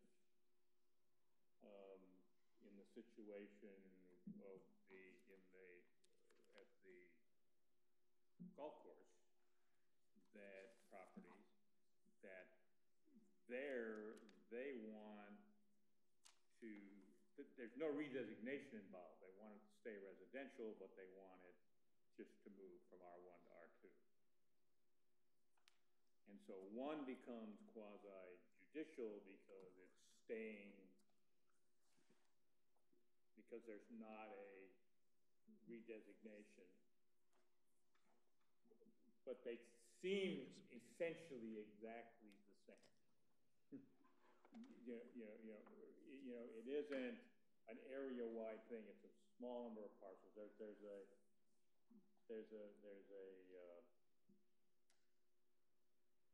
set of commercial properties on Bridgeport that are in this year's things over there. I think it's 3 parcels that somebody wants to have a different commercial designation for.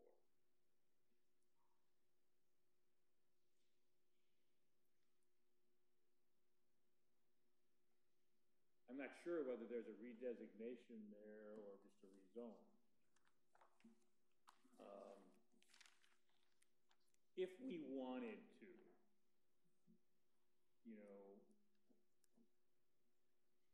and then we have a situation in Steilacoom where there's a block of 5 parcels that a private party wants changed from residential to commercial.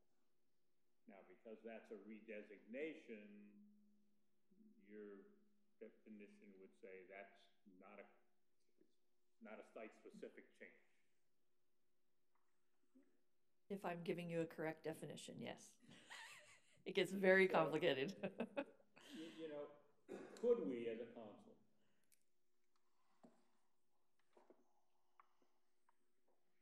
do away with that redesignation, rezone difference, and say when there is a specific requester for a specific parcel or adjacent group of parcels, and they're requesting it to be rezoned, and the rezoning requires a redesignation. I mean, the one in Steilacoom, for instance, is not because we've made any kind of a policy decision, it's because somebody requested it to be able to go and do that. You know, is there a way for us to steer that into a process 3 instead of a process 4 application, because it looks like a duck? I mean, could we build that into the ordinance to where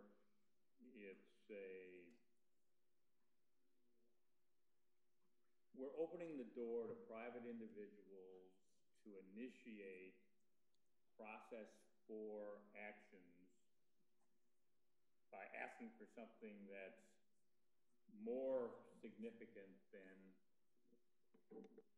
someone who just wants to stay within the same land use classification? I don't know if I'm going to answer this as you're hoping, Councilmember Branstetter, but 2 things. First of all, a private applicant could be applying for a legislative action. They could be applying for a quasi-judicial action, so just like the city. So it depends on what they're asking, not who's asking it. Secondly, looking at, for instance, in this year's comprehensive plan docket, you have the adjacent properties down in Woodbrook, which are being discussed and referred to in applications by multiple parties. And in that case, the city could take those 2 and combine them, if you will, into a single new rezone of multiple parcels, and then it becomes an area-wide action rather than a quasi-judicial site-specific action. So there's a couple of different ways to work the system, if you will, but one thing that the council cannot do is redefine what's quasi-judicial and what's legislative. Those are rules set in case law and statute, and the council will have to just accept that those are the definitions for those things. And I can certainly provide you some additional information before next Monday or Tuesday's hearing. But the idea that the City of Lakewood Council could say, even though statute X says this is a quasi-judicial, we're going to define quasi-judicial this way, that's something that can't be done. So we can't define it more broadly? No, if I'm understanding you right, what you're asking is council changing what the state statute defines it to be. No, the council cannot do that. You're trying to make sense of it. So to go back to the Woodbrook thing, where there's 2 actions. There's an action at the request of the school district to change a property, and we're going to do that. But they're both redesignations. They're not before they rezone. They're redesignated and rezoned instead of being just rezoned. And so. And I didn't go into that, but that is a further hair split where you could have just a designation happening and then a rezone follows, or they could be done concurrently. But I didn't bring that up tonight. Sorry. So you mentioned the proposed thought about what we would do with the open space and recreation land north of the hospital. So when we talked about it, we talked about whether we would refer that and add it to the list of 2019 Planning Commission things, but because it indicates that would have to be a quasi-judicial action, we wouldn't add it to that. It would proceed on its own on the 120-day timeline after the city sent an application to itself. Yes. It would be separate and apart from the comprehensive plan docket, but it could move forward on its own path. And just because the city's asking for it, that's okay. A quasi-judicial request can be put in by the city itself. So one of the criteria, if you're going to do a site-specific rezone, there's a list of criteria that have to be met, one of which was something has changed. You have to sort of say that to do that.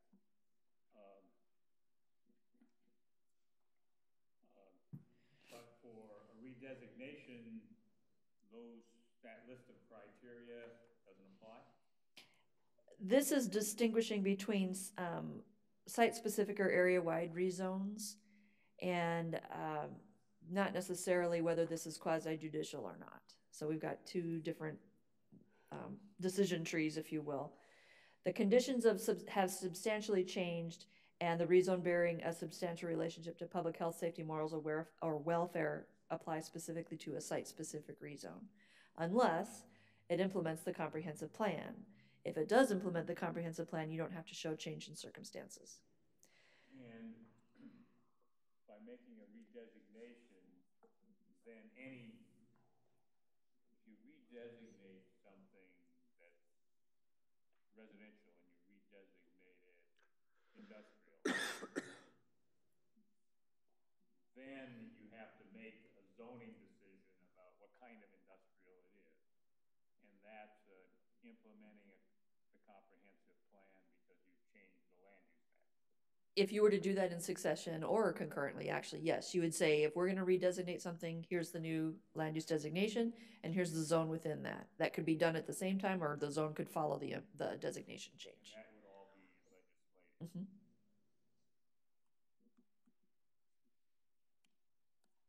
Are there any other problematic things other than the Fort Steilacoom Golf Course OSR property? I'm currently on the 2019 agenda for the Planning Commission that need to be reviewed because they may be quasi-judicial. I mean, we had some little parcels of a little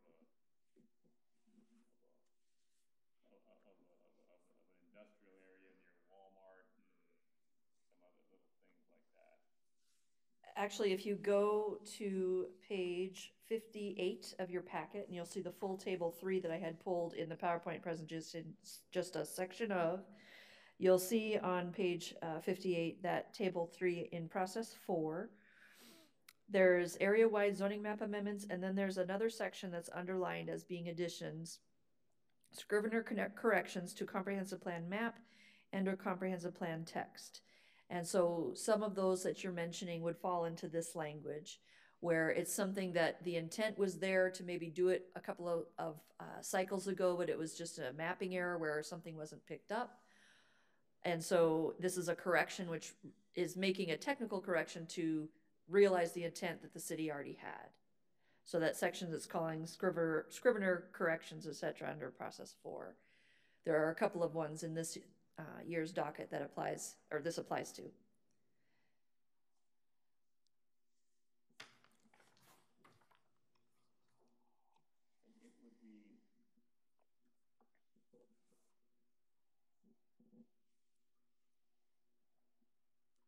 would be helpful to me if when we actually go to be considering adopting this, that we have sort of a chart with the things that are on the 2019 calendar for the Planning Commission, you know, with just an affirmation that we've evaluated them all and that they're all legislated. Sure. Or if there's a new memorandum taking something on or off. Will do. Thank you.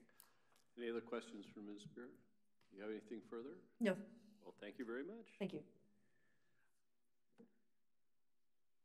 We now move to the transportation projects update regarding Steilacoom Boulevard and 88th Street and 123rd Street Southwest.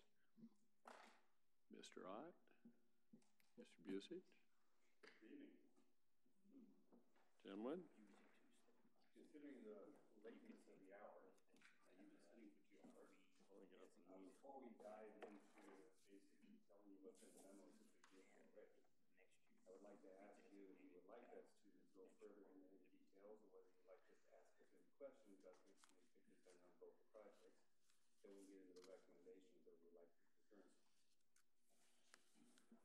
Why don't we go straight to the recommendations and then see if that triggers any questions. Yeah. Okay, very good. So, on the Steilacoom body of work from Weller to Custer, essentially what it comes down to is we need to build the body of work in more than one project. We can't do it in one.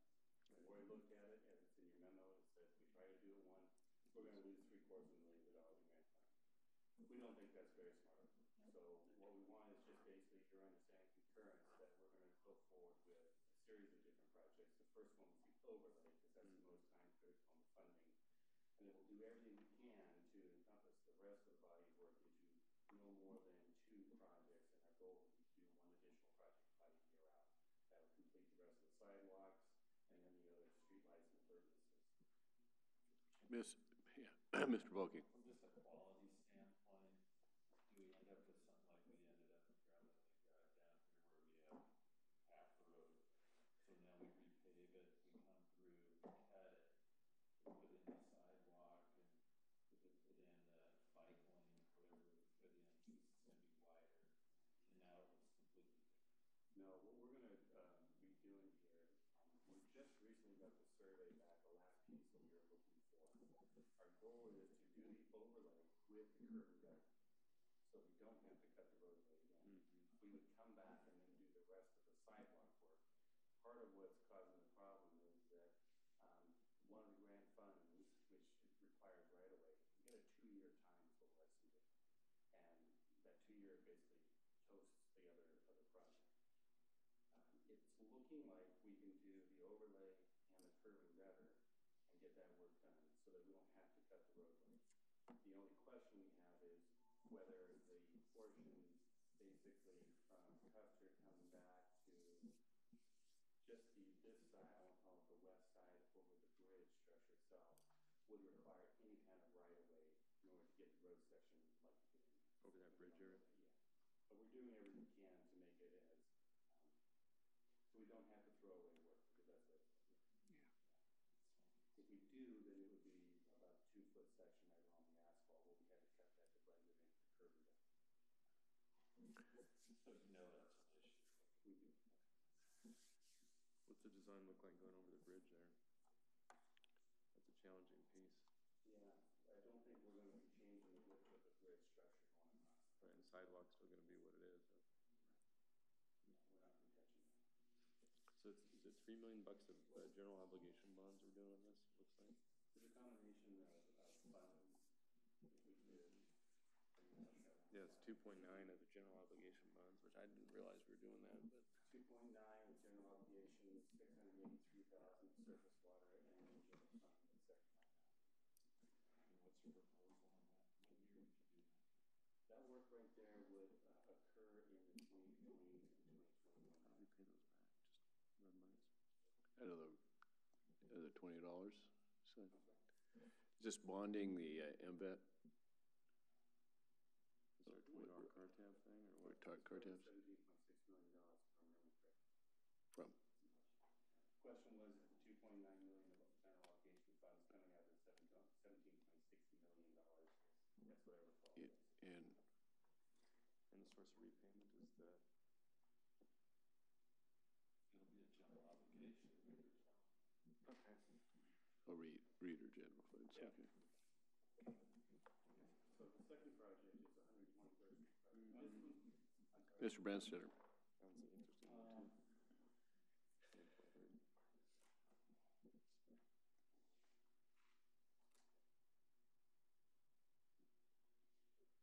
What you're describing to us, if I were to go back 13, 14 years, where I was on the council when I used to sit out there, and your predecessor, 3 times removed, made almost the exact same argument to do a project in phases instead of as one project, and do the sidewalks later. And he was talking about hip inflation. Yeah, it's that same thing. Well, you know, the way that it was, and that we got to do it. So, You mean we haven't finished that? Yeah. You know,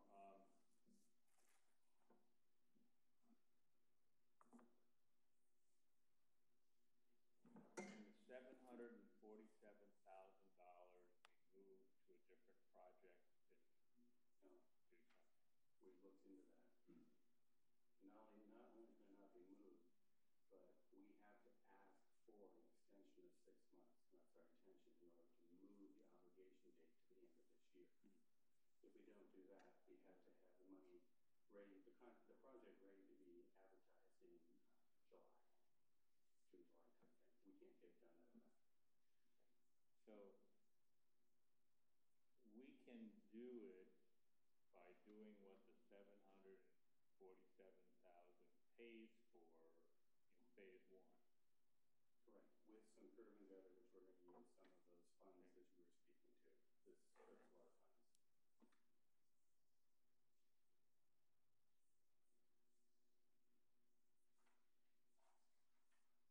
And are we going to use any bond proceeds to pay phase 1? Or is that what we're waiting on for the later phase? I haven't looked into the exact timing, and I don't have it right at hand to say how much of the bond fund is going to go towards the curb and gutter for that portion which is east of the bridge. If you take a look at what's new in this, okay, right here, there's different components. The safe routes to schools is the green, then we've got the overlay work, which is the red piece that runs all the way through. The blue is some additional work that we've added on, and then the yellow is, that was after all the grants were applied for, where it was being done in kind of a piecemeal type of approach, and then now our current approach is we want a complete street. So we want to do curb, gutter, and sidewalk for that portion too. That was never envisioned as a part of the original projects. If it was, then the funds for that roadway would not have been overlay funds. It would have been a different pot of money that we gone after at that time.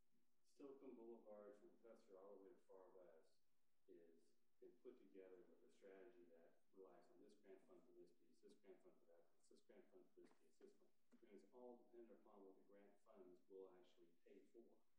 So what we're trying to do is we're trying to take those grant funds we have, plus the general obligation and the surface water funds, to give us a complete project, quote, complete project through here. And through this analysis, we've said if we try to do this in one project, we can't do it. We're going to lose those funds. So we have to revert back to a little bit more of a phased approach, even though we're trying to be more comprehensive in that phased approach. Does that make sense? It's a good use of the language. I understood that. Right. Yeah, I understand exactly what you're trying to do. You have a clock ticking on part of that money. The rest of the money you've got, you can go, but were it not for that clock ticking. Right. So rather than do the one, which you can't do it in 2 pieces. Yeah, because that.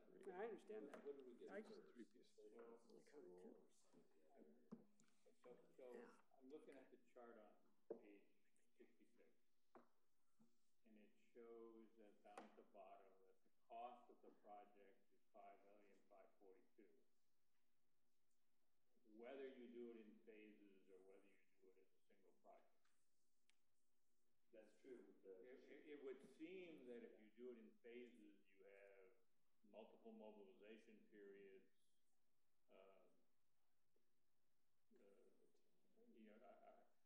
I guess, are we going to do it in phases but bid it once to a single contractor? We are not. We have to do it in multiple contracts. Because of the very first one, which is the right-of-way monies, that will take up to 2 years. So that's $605,000 of CMAQ funds. It's going to take us 2 years to get to the point where those funds can be used and we can now go into the construction phase for that body of work. So the sidewalks that are associated with that, safe routes to schools, linked together. So we can't do the construction until we have the right-of-way phase done, and we know we need right-of-way. We've already determined that based on the survey and design. So each one of these projects, as they were originally envisioned and pitched for the grant funds, counted for an individual project. So the concern about we're going to spend more money by breaking up the separate projects, well, that was what we accounted for in the grant funds that they applied for back then. When we take a look at the total amount of money that's available, the grand sum total at the bottom accounts for basically that, because it's embedded in each one. If we could do it as one project, we might actually have less of a project cost based on what you're describing, because we don't have this same amount of mobilization. Problem is that that argument kind of falls by the wayside unless we're willing to step away from $750,000. Well, I guess I understand your 747,000 reasons for your recommendation. I guess I would say that it becomes a public communication relations piece Absolutely. that has to do with the sidewalks are coming, right? And like I said, that was what people along Hipkins Road were told back then for very similar situation things. So I just wouldn't want to reprise that situation. And we have a history. I mean, even on 59th, where we put in curb and gutter, and we have to put in, and just put down grass. I don't know how they do that. One side of 59th. Yeah. Wes and I have been talking about the need to have some strong public outreach to do exactly that, to explain to them this is going to be a couple of phases. Here's the first phase and why, and then there's going to be a break, and then we're going to come back in, and when we're doing the sidewalks, we're going to be taking up the outside lane for the stretches as the contractor is working through. And so that will help the property owners understand, but why didn't you just do it all at once? Because we couldn't. And this is how we're going to protect and preserve the funds coming to the city. Are we having problems with the right-of-way phase? Is that why it's taking so Yeah, I'm surprised it takes 2 years. And then Just started. That was Cascade right-of-way contract, and then last week or 3 weeks before that it was. Yeah, it just started. So we just got those federal funds obligated. okay. The federal funds continue to be onerous, and one of the landscape changes is the timing. They are very strict now. One-time 6-month extension, and you lose it. Wow. No negotiation. And there's no guarantee we'll get that 6-month extension. Put that request in. We've had extensive conversations with the agencies about the problem we're in, and the answer is, well, yeah, one-time shot, we need to make an application to extend it. There wasn't any, no, you're not going to get it. It's right. Just understand there's no guarantees, because the monies that we don't use, some other jurisdiction is clamoring for. Yeah. They want us to lose the money, and they want it so we give it to them. We don't want them to take this money. So do you need any guidance from us tonight? No, we just wanted to brief you on this and make sure that we answered any questions, you understood what we were doing. This is all one thing. As long as you finish before I-5 by the Tacoma Dome. Right. Which has been in multiple phases. 5 more years on that one? God. Yeah. The whole career. I'm sorry. Sidewalks on both sides of Steilacoom Boulevard. Except for there's one short stretch, we decided we were going to do that one. We are going to do sidewalks on the south side between Weller and Phillips. And that'll require a wall up to 14 feet high on that side. Wow. What were we going to do it? That's the one we were debating on. 14 feet. On the south side. Yeah, there's that building that's kind of down in that. Yeah, it's a rental down in the hole. So that's intersection where it's navigable. Just prior to getting to the bridge, there's kind of the light is kind of the cars have to go in to go down. Are you going to be able to straighten that out or do something in that area? That's a tough one. Yeah, it is a tough one. Yes. Yes. At that light, it's a. Isn't it too narrow? There's kind of an offset. Yeah. There is. Come through there. So we'll look at straightening up that channelization, but we really are in between that existing rock wall on the north side and that steep drop off to the condos down below. We'll get as much in there as we can. But You're talking inches now, basically. so we can try to straighten up that channelization.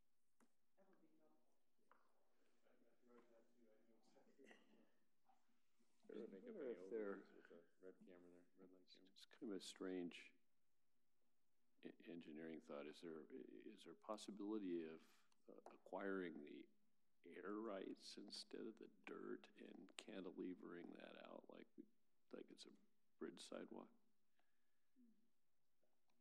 I have not done it. I've seen it done. And the same, you go underground to the subterranean rights as well. That's something we could explore. We talked with Paul Campbell about that. Yeah, because the Possibility, sidewalk. That's gonna, it's really expensive. That basically comes down. More than a wall, right? That's really, yeah, because it's just gonna be, like a geotextile brick path wall is one option.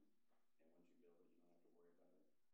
When we have a cantilever sidewalk like that, I don't know if you go downtown Tacoma very much, you realize a lot of the sidewalks on the hillsides are built that way, and there's tunnels underneath them. Over time, they fail, they have to be replaced, and they're pretty more expensive long term. Well, this could be a big, beautiful wall. You can put your name on it. A big one, huge. The wall becomes a place for public art.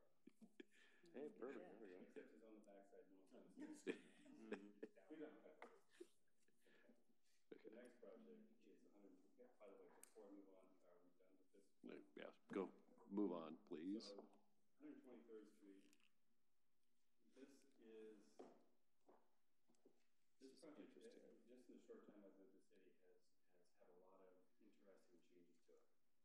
Originally envisioned by the council and proposed, it was basically a connector road from Bridgeport Way to 47th Avenue. Right. Nice, straight, it's got a curved gutter sidewalk, landscaping, street lights. It's going to be a beautiful road. Since then, the following things have, and by the way, the funding that was proposed was basically 3 equal amounts from CDBG, and we get it, CDBG, and 250, 250, 250, and another $250,000 for swim funds for $1 million project. Sounds good. The problem is that the city was able to obtain $550,000 in CDBG funds, but that was kind of offset because, as you see in the memo, we got a grant from the Port of Tacoma, we got some contributions, and then 2 big developments came in. The first one was the apartment complex in Overbrook, and they were going to contribute well over $500,000 based on mitigation for building basically that portion of the road, which is what we needed to get to 47.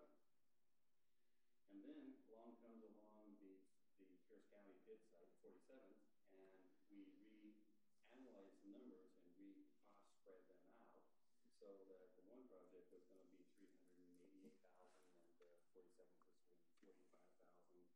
And then with our swim funds, we were actually, the project manager was saying, I don't know what to do. I've never been like this. I've got more money than I need for the project. I said, don't get too excited. Things will change. And the other thing, and it has, but the other things that we determined was the roadway had to have a realignment with that jog in it because the Department of Transportation came to us and said, we don't want you to do that improvement. It's too close to the I-5 interchange. They own that parcel, so they're going to give us the rights to come across there and put that jog in and move the intersection further away. How far down? Just under, I was trying to do. 150, 200 feet. Then what do we do? Vacate that little tiny piece of? Well, that's still yet to be determined. We still have this right away, but do we want to vacate it to the joining properties, one of which is the Department of Transportation? The one parcel on the upper part of the graphic there, that's where one of the driveways are. So we're planning on making sure that the driveway for that parcel, as well as an access to the remnant of the DOT, still remains. The other thing is that with the warehouse coming in on 47th, we made a determination that they're going to have a lot of truck traffic come in, a big truck traffic. Coming off of Bridgeport onto the new aligned of 123rd, we need to have a left turn pocket. So we added $100,000 cost to the project, understanding that that's being shared by the 2 applicants. So even with that, when it all came together, the total project cost with an appropriate contingency factor put into it is $1.35 million. Yikes. But as of a few months ago, things were still looking rosy because we had these 2 developments coming through. And then, as some of you know, that the 47th PIT project kind of came to a bit of a halt because some issues with the Army Corps of Engineers, Department of Ecology, floodplains, and a few more things. As we understand it, as of today, that property still has not transferred from Pierce County's hands into the developer's hands yet. And then we've heard a couple of different things on the apartment complex. No, they're not going to go. Yes, they are going to go. No, they're not going to go. Yes, they are going to go. All I know right now is that we have plans in for review. But Is that just to the north up there? That's the where it says Clover Park or something? Cool. Does it have a laser pointer on it? Yeah, the front face. Or so is it? Yeah, I don't. I'm afraid of something here. Here you go. Just go. Right up here. Yeah, it's helpful to kind of. This is the apartment complex that was proposed to go in. My understanding is that what was envisioned as a.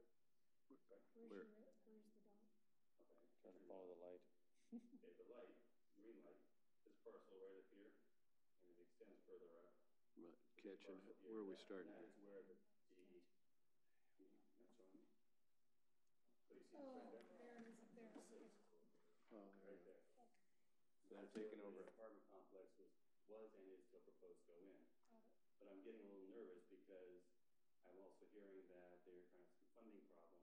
These the guys that came to us for the multifamily tax credit. We said no. Bingo. Yeah, I think that's part of the So challenge. if they don't Okay. come in, So if they don't come we in, got a hole. what the memo shows you is we Yeah. really have about a little over $800,000 of guaranteed funding right now. Right.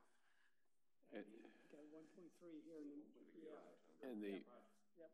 However, we've taken a look at it and said, well, realistically, with a straight face for the full project, we can go to the surface water management fund and draw out a total of $403,000. We're using 191, so that's about 212 more. Okay. All right. So 212 from the 547, if they don't come in, still says we need a little over 300 some odd thousand dollars to do this project. Give them the tax credit. There is a contingency, safety factor, if you will, built into this. What our recommendation is that we continue to move forward with the full project. And then as we get closer, when we get the bids, we take a look at the total package, find out whether the Clover Brook has come through or not. If it comes through, then I think as far as the funding goes, we would need $157,000, which we would go to the SWIM, Pacific Swimming Club facility, and that would cover us. Okay. If it doesn't come through, then we would need to come back and figure out how we're going to fund the remaining portion of approximately $300 and some odd thousand dollars.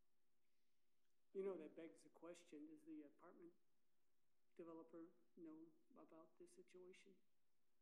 I have not spoken to them directly, but their engineers are aware of it. Their engineers have told our engineers that the owner still plans on moving forward. Yeah. But what I'm hearing from Mr. Buer is that that's likely not going to happen. Huh. So what I'm coming to you tonight is to say, we have another option, and Okay. it is a partial project. And this was the same apartment complex we said no to, which now they have leverage. We have not told them. No, that's what I mean. That's why I asked the question, because if I'm that developer and I know where you're sitting, there's where the crowbar starts to meet the steel and I start pulling back. well, They can still go project. They can. But Yeah. I would still make the argument that the design of the project, we lose money on it today. All right. Oh, there. Mr. Caulfield. Thanks, Mayor. Just from a financial perspective, you know, the delta of over the $300,000, what we do know in terms of potential financing, what it could come from REIT, we do know that we have a windfall, pretty significant windfall in REIT at the end of 2018 that's currently allocated. So it would be our recommendation to go to those funds as well. So in terms of the flexibility that we have to build to option one, I'm very, very confident. It's just a matter of policy from this body, whether or not you want to do it. I would echo, you know, Paul's recommendation here that, you know, we kind of get one shot at this. So let's do it, you know, the full-blown project. Not doing the upper option as opposed to lower. What's the downside? A couple of downsides to the lower option. Number one, when development does come in the future, we're going to have to realign the road. We have to, okay. We're going to need to realign the road. The other thing is that, yes, we'll have a nice new driving surface, and we'll have a connection. We'll have curb gutter on one side. We'll meet the requirements of the CDBG funds. Mm-hmm. So those funds are protected. We did check and make sure that we weren't going to be at risk of losing those.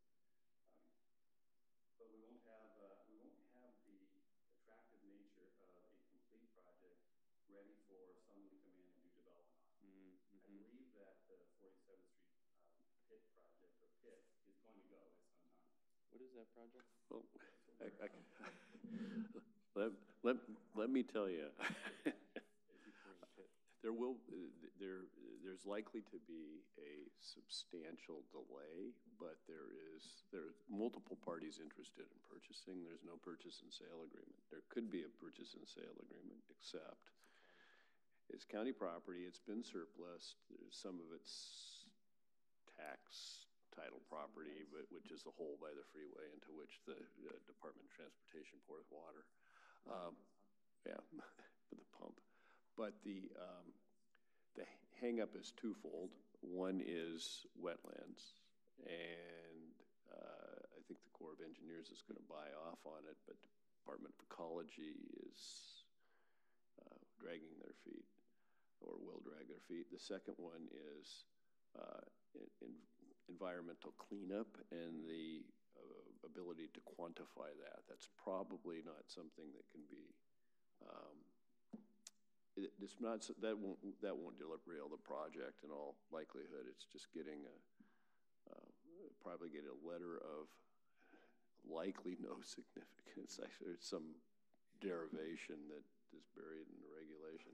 Likely no action likely letter will probably do. But the bigger problem is Department of Ecology and wetlands, and it's going to take a lot of fill. This project, while it enhances that, is not a determining factor on whether that property will be sold or whether it will be developed as a office warehouse area. The economy may derail that if it languishes too long and there's a downturn, but you could have if ecology cleared it, it would be sold tomorrow.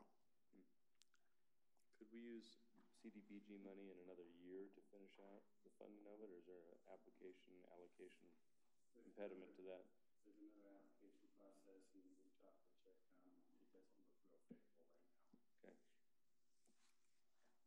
So we'll do one. Do you do one side sidewalks and leave the other one for the apartment developer? On the top portion? Yeah. Well, I'm glad to see that we're getting back to the comprehensive plan standards of having planter strips.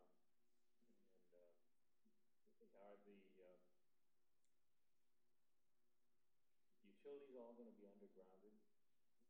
To support this thing, we're not going to have anything other than for the street lights. We don't have any utility poles. This is a Lakeview. I'm afraid it's part of the details of the design. I don't have off the top of my head. We can look into it and get back to you on it. But a good chunk of that is currently undeveloped, but there may be utility lines running through there already. It would be nice to underground them as long as we got it open up. And I guess we want to make sure that there's water running through there. Those types of utilities we work with Lakehead and Granite Lakewood Community Water District to make sure that these are water lines in there. They brought that big one over under I-5 at some point. So are you, but on this drawing, you're showing the complete project with sidewalks on both sides? This one's a complete project, sidewalks both sides, curving down. It's basically future compatible for any development that would occur on the Springbrook or the 47th or other adjacent. And what's the delta if you leave the apartment side without sidewalks? About $500,000. If we go between option 1 and option 2, which is option 2 is just the straight through, and option 1 is about $500,000 delta. I know what I'm thinking. No, don't do the sidewalks on the west side of 123rd, and leave that for the developer. They seem to be wanting. They either want a concession for us, or they find out they'll wait us out and say, "Oh, great, you're going to put a street in for us." We can look at that. The majority of the work, though, I think, is going to be realignment and also the $100,000 for the left turn pocket. We can look at a couple different variations. We could not put in the left turn pocket and save $100,000, and somebody else do that in the future. And that is the left turn Doesn't work down there, maybe up top. Yeah. Right here, left turn pocket, right on Bridgeport, in order to get the trucks and traffic into here. If it wasn't for the 47th Street project, I talked with Troy and he feels pretty confident we wouldn't need to have the left turn pocket. So you could leave the left turn pocket for the Lakeview Pit development, and you could leave the improvements outside the curb on the west for the apartment development. We could look at the cost of savings. And see if there's savings there instead of providing those. What we can also do is we can bid the project with those as a Schedule B and Schedule C. And if the bids come in and we have favorable funding, then we can just get it done. And that gives us the option. I hate to cut into Bridgeport again. Pocket if that development's never gonna happen. I'm not convinced that pit project is ever gonna happen. Yeah, it's. But I think that the road. It's suitable from an engineering standpoint. Even if the current developer walked away from that apartment, putting the road in will make that very attractive to somebody to come in and put something there. And if they put in something other than that apartment as it's designed, that's maybe not something I had my preferences I'd like to see there anyway.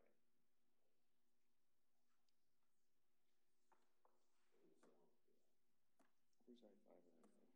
North, on top. So I'm coming across. It's Bridgeport, Yeah. going into Woodbrook down. Main gate's straight down. Okay.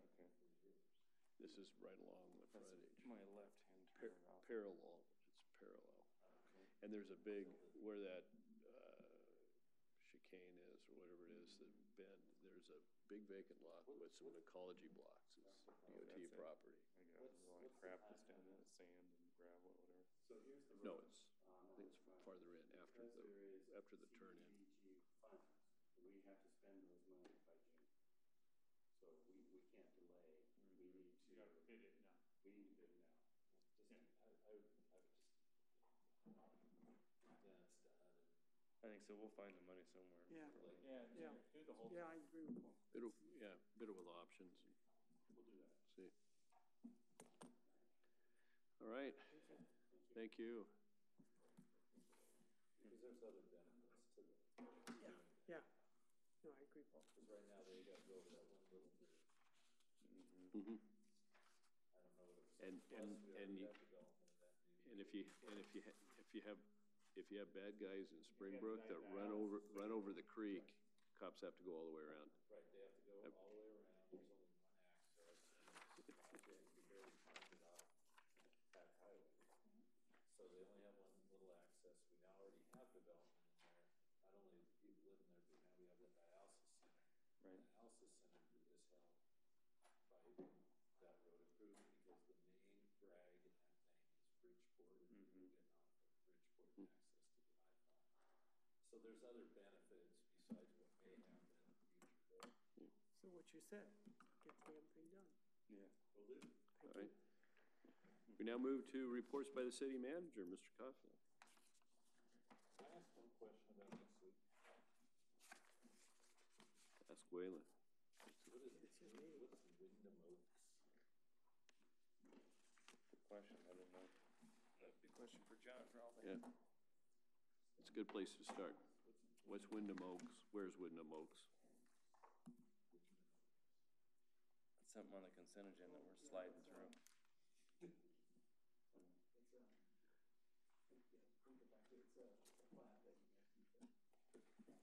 Apparently. Right back to, I don't know off the top of my head, because we got so much going on, so I think it might be, no, it's not the one on, So also, I think it might be the one that sits behind Bird's Restaurant. Bjorn Olson's? No, because he passed away, so that was, so also on the consent agenda, there's no such thing as a Pierce County golf course property. It's Fort Steilacoom, former Fort Steilacoom golf course. It's never been owned by the county. I feel bad for dogs being called surplus too. Oh, yeah, no community cats, though. It's a real fat dog, surplus. state of Washington property. John, you can go anytime. Ignore these two guys to my What's left. interesting is the K-9 is actually an asset to the organization. However, the K-9 is also a commissioned law enforcement Right. officer. But we're getting rid of it. He's retired. He's had He's a old. very distinguished career. I got it.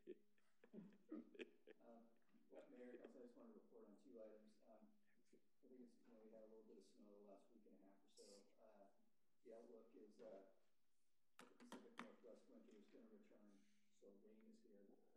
We're not anticipating any more snow in the near future. Thanks for the cheery news. Really, the only issue is temperatures drop, below freezing, and you might get a little freeze here or there. But right now, as we look out into the near future, all the roadways are fine. It's just slush, and so as that melts away. Our biggest concern right now is, this localized flooding and stuff as the water builds up where it drains into the catch basins. But our crew is out there actually beginning to clear those now as well. I do want to recognize our operations crew. They did an absolutely fantastic job with the leadership of Scott Williams, our operations superintendent. Also want to mention Assistant Police Chief John Humphrey, who kind of behind the scenes was, really serving point on emergency management and outreach with a number of agencies, both regionally and at the statewide level. And then lastly, Brenda Brimley, our communications manager, who did an outstanding job in communicating to the public what was going on and basically the updated information that we had. Just to emphasize the value and the power of social media, over the last week and a half, her communication with the public reached 121,000 people via Facebook. Wow. And 38,000 people via Twitter. However, the information that we posted on our website, on that same information, 150 clicks. Well, that's and it. Probably 3 of them were mine. Yeah. That's interesting, isn't it? Yeah. It's the power of social media. Yeah. That's where it's all at. The other update I just like to share with you is, we have on the legislative front, a lot of positive things happening there as it relates to the city's priorities. City action days that AWC has on Wednesday and Thursday, tomorrow and Thursday, they've actually been canceled because of the weather. However, we still have meetings down there tomorrow. I know Councilmember Branstad or myself and Shane Kelly Fong are going to attend. However, if there's any of you folks that want to attend, I know I did send along the calendar. I think we have it in your calendars as well. If you'd like to join us for either 1, 2, or all, please just let us know. But we'll be down there communicating with them. And I think the last count there was upwards of 2,000 bills that were dropped, which actually is not that bad, because I know last winter session there was like at this time it was like 2,000 bills. So there actually don't seem to be as many this time around. But what we're looking forward to right now is the major policy cutoff, which is a week from Friday, so February 22nd. So anything that isn't out of committee is dead unless it's NTIB necessary. So that's where we are. Questions for the city manager? Where do the bills tend to be headed on the adult family home arena? I know you've written some stuff there. I know there's... Yeah, a couple of them made it out of committee. I'm testifying tomorrow in support of a bill that Representatives Levitt and Kilduff have, and then myself and the chief with Councilmember Simpson will be testifying in favor of a couple of bills that Senator O'Brien on Friday. There's nothing on density, though, I can see in any of it. I've talked to Representative Kilduff on that in the past, and so she's approaching it as well as the senator approaching it from a different angle. Where's the one by that other gal who wants to raise it from 6 to 8? Kaiser. That bill is, I think it's gotten out of executive session. It's gotten out of? I think so, I believe. So it's moving. What about is there any chance of amending that to require sprinklers? We asked for that, and that amendment did not make the cut on the House side.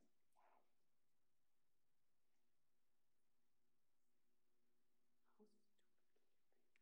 I did spend quite a bit of time with Representative McCree, who's the she's very gracious with her time, but she was not able to get the support to get that. We have some Paulsbo support on some of our side now? So I talked to a council member from Paulsbo on that. It's actually not in the city of Paulsbo, it's actually on the outside. And so yeah, I'm gonna follow up. It's a gentleman we met that John knows pretty well. They were surprised to learn that on the outskirts of their city was an adult family home that was housing sex offenders.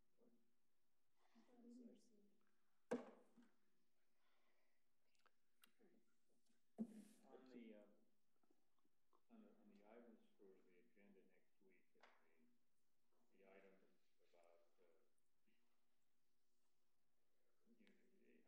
talks about the amendment for the OSR 2 to OSR 1.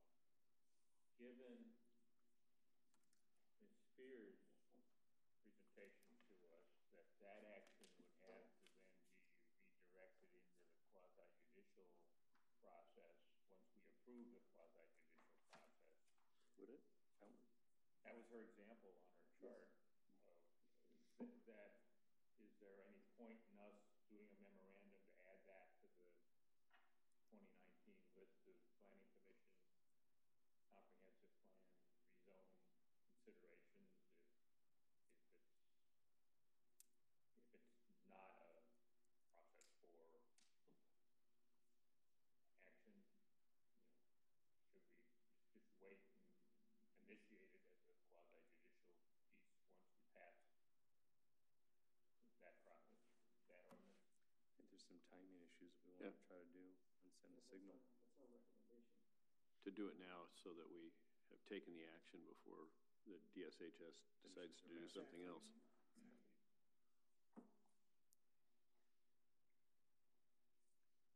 Otherwise, so we're a year out. what exactly is this then that we're doing this next time? And we're not actually making the change. We're putting it on the list of changes to be considered. No, we would actually move forward with a zoning code text amendment to change it from OSR 2 to OSR 1. However, because it's site-specific, it would go through the quasi-judicial process. So the action next week is not approving that. Oh, no. Right. No. Okay, then that's the way this That's works. true. Oh, no, I'm sorry. Yeah. No, Good point. It's to authorize the process. Okay. That's it. This is starting the process. So That's what this is. It's putting it on the list of things that are in the process. That's correct. And it's being preempted. So it should be initiating amendment to the zoning map. Yeah. Good point. Actually, you and I talked about that as well. So, yeah, I think I had the same question. Okay, other questions? Then we go to council comments. Ms. Moss? Mr. Mayor, I did attend a Telecom Neighborhood Association meeting last week. It was a whole different group of people. I hadn't been there for a while, but I didn't recognize too many people that were in the audience there. It went well. I just talked to them about our legislative updates and opened it up for questions and comments. And one of the comments that came up was the trip that our mayor took to Mexico, and he was offering the homeless people jobs. Remember when you went to Mexico? New Mexico. New Mexico. Well, that's too different. Yeah. I'm not trying to employ people in Mexico. I didn't know you were in But they was talking about how effective that piece was, and they talked about it a lot of times in the meeting, so it had took some legs there. To the county council. Yeah. And then the Lakewood Promise, I did attend the Lakewood Promise board meeting, and we had talked about the youth summit. They did come up with the name of the event, and it's the 2019 Youth Summit, the Youth Future Academy. And they want to know how we as a body want to work in with them. So I told them with the name that you guys have come forth with, we would decide if there's anything we can do, if we want to be, how we want to be involved. So they're waiting to hear about that. It's scheduled for April 13th at from 9 to 3 at the Boys and Girls Club. So. Okay. Go and kick it off or be in a session. Yeah. Some session we can participate somehow. Okay. That's all I have. Mr. Wilkie. I just want to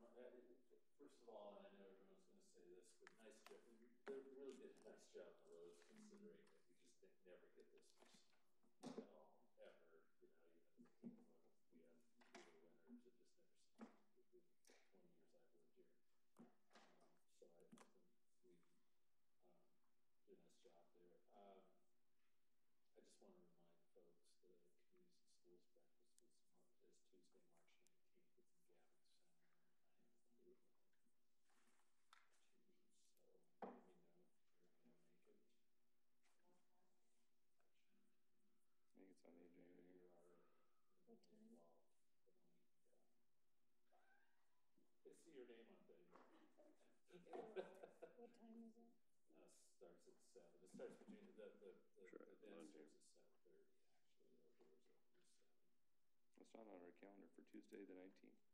Yeah. Should be. I don't see it on our city calendar. Okay. Oh, Tuesday the 19th for the March 19th. Schools, community schools. Yeah. And it's at 7? They've had it for a while. 7. McGavick. That's it. All right. Mr. Branstetter.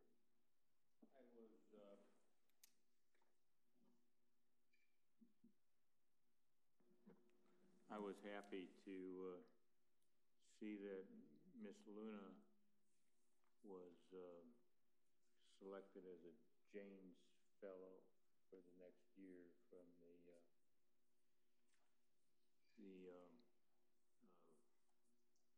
Russell Family Foundation. You know, one of 15 or so folks from the county that are going to go through about a 15-month fellowship thing to do that, of young people who have got the potential to change our community for the future. So that's a distinct honor to her and reflects well on us. That's all I have, Mr. Mayor. Ms. Barth? Just reiterate, the streets are great. And I know it was a difficult job for the folks, but they did an outstanding job. And I had many people commented to me that the roads were really well cared for, except for my driveway. Just saying. We do a great Nicholas problem. All right. That's for sure. Mr. Simpson. I am good, Mr. Mayor, thank you. Mr. Whalen. They did yours? Ditto on the road work on behalf of the city crews. They did a great job. Streets were well maintained as best they could be. I'll defer to the mayor on the Washington, D.C. trip, but I just want to preface it by saying after the many, many times we've been back there, to me it was one of the best trips that brought the most clarity on process and the most hope for achieving some federal funds in the last, 4 or 5 years I've been doing it. So it was actually pretty positive.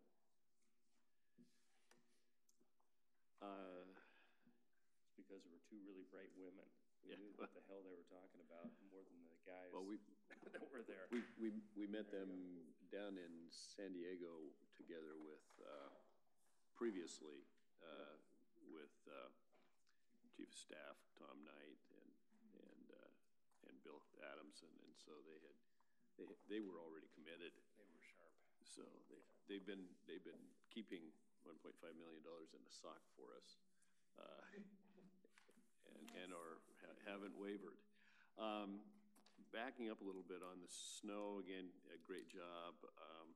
You should know that the county exec retweeted the Lakewood map and directed county personnel to try to put something similar up because of how well informed that kept the citizens. The route map. The route map. Where we were doing improvements. Yeah. Our meeting was our meetings were reversed this year when we were in Defense first and Hill second. At the Pentagon, we met with the Army installation folks, the Air Force installation folks, and the Secretary of Defense RIPPY people. Those are the ones that Mr. Whalen was referring to. They have $1.5 million reserved for the Clear Zone project.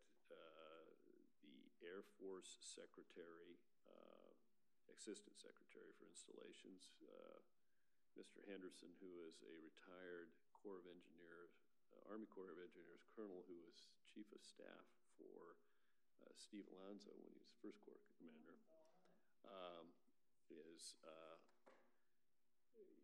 it is instructing his people to do a couple of things. One is to make inquiry in his name, which tends to make things start moving, as opposed to having a staff or person call and say, the assistant secretary is wondering about this, which they don't do on a regular basis. And he's also gave us some hope that the $1.5 million that's required from the service to match the RIPI money, that's DOD money, or may be found in September with at the end of the fiscal year, and what change rattling around the multi-billions and billions of dollars of budget, that they might be able to find a way to do this because it's leveraged and they know the importance of the project. That's good news. The bad news along that side is that the Army has a self-imposed policy, which is not part of code or statute, with respect to what is called the cooperative agreement. There has to be a cooperative agreement basically with Lakewood as a fiscal agent, the Army and the Air Force, so the funds have some place to go. There's a question of whether the cart goes first or the horse. The Army also thinks, unlike the other services, that it needs to essentially bid this out, even though it's a no-cost deal. And there's only one logical, willing party to be that fiscal agent. So that is a choke point in San Antonio at IMCOM. City manager has informed me since we came home. We talked to those folks on Wednesday afternoon, and by Thursday morning, Tom Knight had received that was at the Pentagon. By Thursday morning, Tom Knight at JBLM had received a call from IMCOM in San Antonio on that issue. So that's moving forward. It rolls downhill.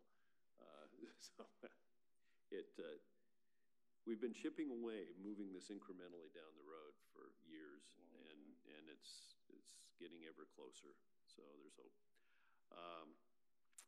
We also met with OEA, Patrick O'Brien, who's now seems like an old friend, who is very candid about where they are with respect to the funding of the defense community infrastructure program with Commute 2, Danny Heck's original initiative that's been authorized in the NDAA, the Defense Authorization Act, but hasn't been funded.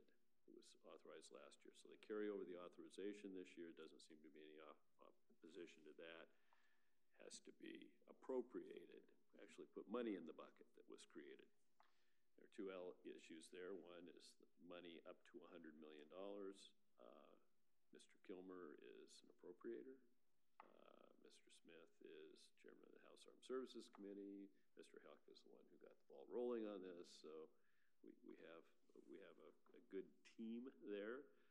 One thing we talked to OEA about and then confirmed with Kilmer and Heck's office is a concern that the decision on how to spend this money be made outside of the building. The Pentagon services, while they'd have input, don't say how the money is spent. That's more of a civilian decision. And my example that I used is we don't want, before defense access roads competed with military construction money, MILCON money, so you always lost. Build a barracks, build a gym, build a chow hall. So the possibility exists, since they enhance the scope of the bill from just roads and transportation to other infrastructure. For example, if you have a base next to a small community and there's an on-base fire station that you need to replace, can you go outside the wire and make a deal with the community and say, hey, you weren't asking for a new fire station, but we really need one. Why don't you apply for one? We'll put it right outside the gate and sign a contract with you. So they've really displaced the MILCON money if they do something like that. So we don't want the bases making those and their bosses making that decision. We want it to be a prioritized rack and stack outside of Pentagon. Just a question, Mr. Mayor. It's federal dollars, right? Outside of your hypothesis or hypothetical situation, when has the federal government ever given a locality control of the money? Well, it isn't given the locality, it's who gets to rack and stack.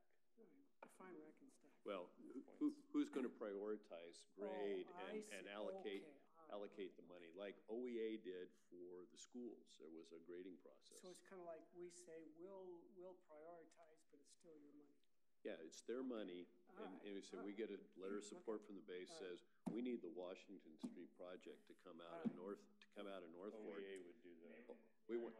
We'd like to pick a priority. Yeah, I see what you're saying. Yeah, so we want the rack. We want an independent rack and stack on the prioritization of those projects, so that it's not DOD saying we really need a cooperative sewer line that runs across the freeway off base to go to Solo Point from. So I see what you're saying, Mr. Mayor. When you're in these conversations, I think clearly we have a major obligation too on Washington Boulevard. Yeah. So this would be funding for part of it. This would be funding for part of it, but we're basically putting our name on this project and saying, we'll be there too. Well, that's part of it. It's going to, one of the prioritizations is going to be, do you have, in all likelihood, do you have match money ready to go? And ours would be 30% on it. Which we've told them we're ready to go. Okay. Yeah, we'll tell them we're ready to go, and if we get it, we'll have to be ready to go, or we don't get the money. So there's the stretch. We've said shovel ready, and we're ready to go. Well, we have right away, but do you need right away? We don't need right away. Not on that one. Yeah, we don't. We need no right away for Washington. That's one of the good things.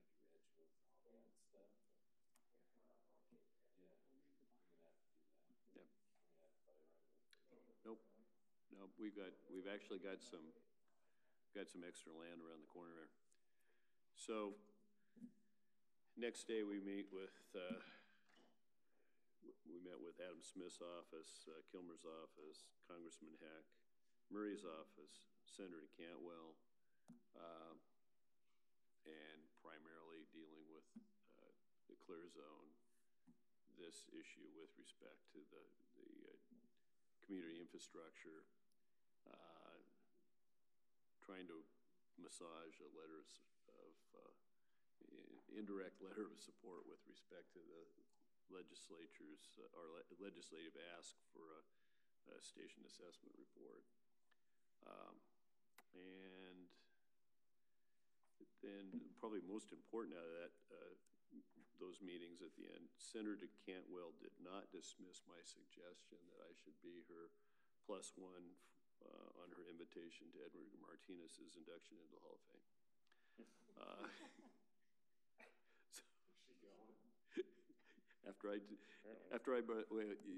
You have to understand how big a baseball fan she is, and so this is just kind of she has her staff. There's a whiteboard hidden back in her office, in the hallway, and when the Mariners are playing, her staff's required to update the scores on the whiteboard. So when she goes back and forth to meetings, she can see how the game's going. And I forget how we found that out, but probably Jake. But at the end of our meeting, everybody's going, and I said I had one really serious question: was she going? And it turns out she's ran into Holly Martinez and said, I haven't got an invitation. So she's considered inviting, and I invited myself. So we have a better relationship than we've ever had with our congressional delegation. I think that's just and I'd include Representative Kilmer in that loop too, although he isn't our direct representative. I'm going to be gone. Leave Thursday for vacation. Come back March 2nd. March 3rd, I leave for the Association of Defense Communities Conference. So I'll miss the Monday meeting on the 4th when I am being interviewed position. So they actually moved the interview from the 3rd to the 4th because I couldn't get back. So we'll see. There is heightened interest, they say. So, and there's only one spot up that is not held by an incumbent. So, but they need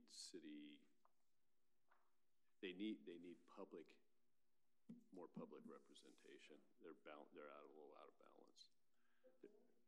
What? ADC? The Association of Defense Communities.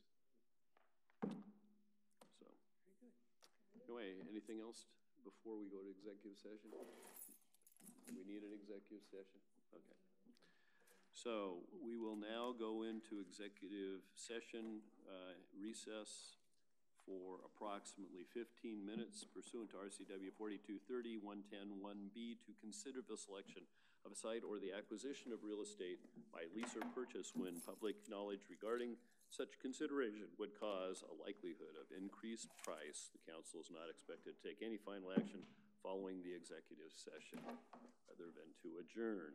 We are in recess for 15 minutes. So Don, for executive session. What? many years ago, my granddaughter Antonia did a commercial with Edgar. Oh, really? And so we were at this dinner up in Seattle, and everybody kept coming up to me and saying, "Oh my God, you're sitting at Edgar's table." And I said, "Oh, okay," because I didn't know who he was. Oh, because I don't follow him. So finally, when we sat down, it was everybody's. Yeah. Oops, what else? I think I lost a quarter on that deal. To tell Edgar that I didn't know who he was.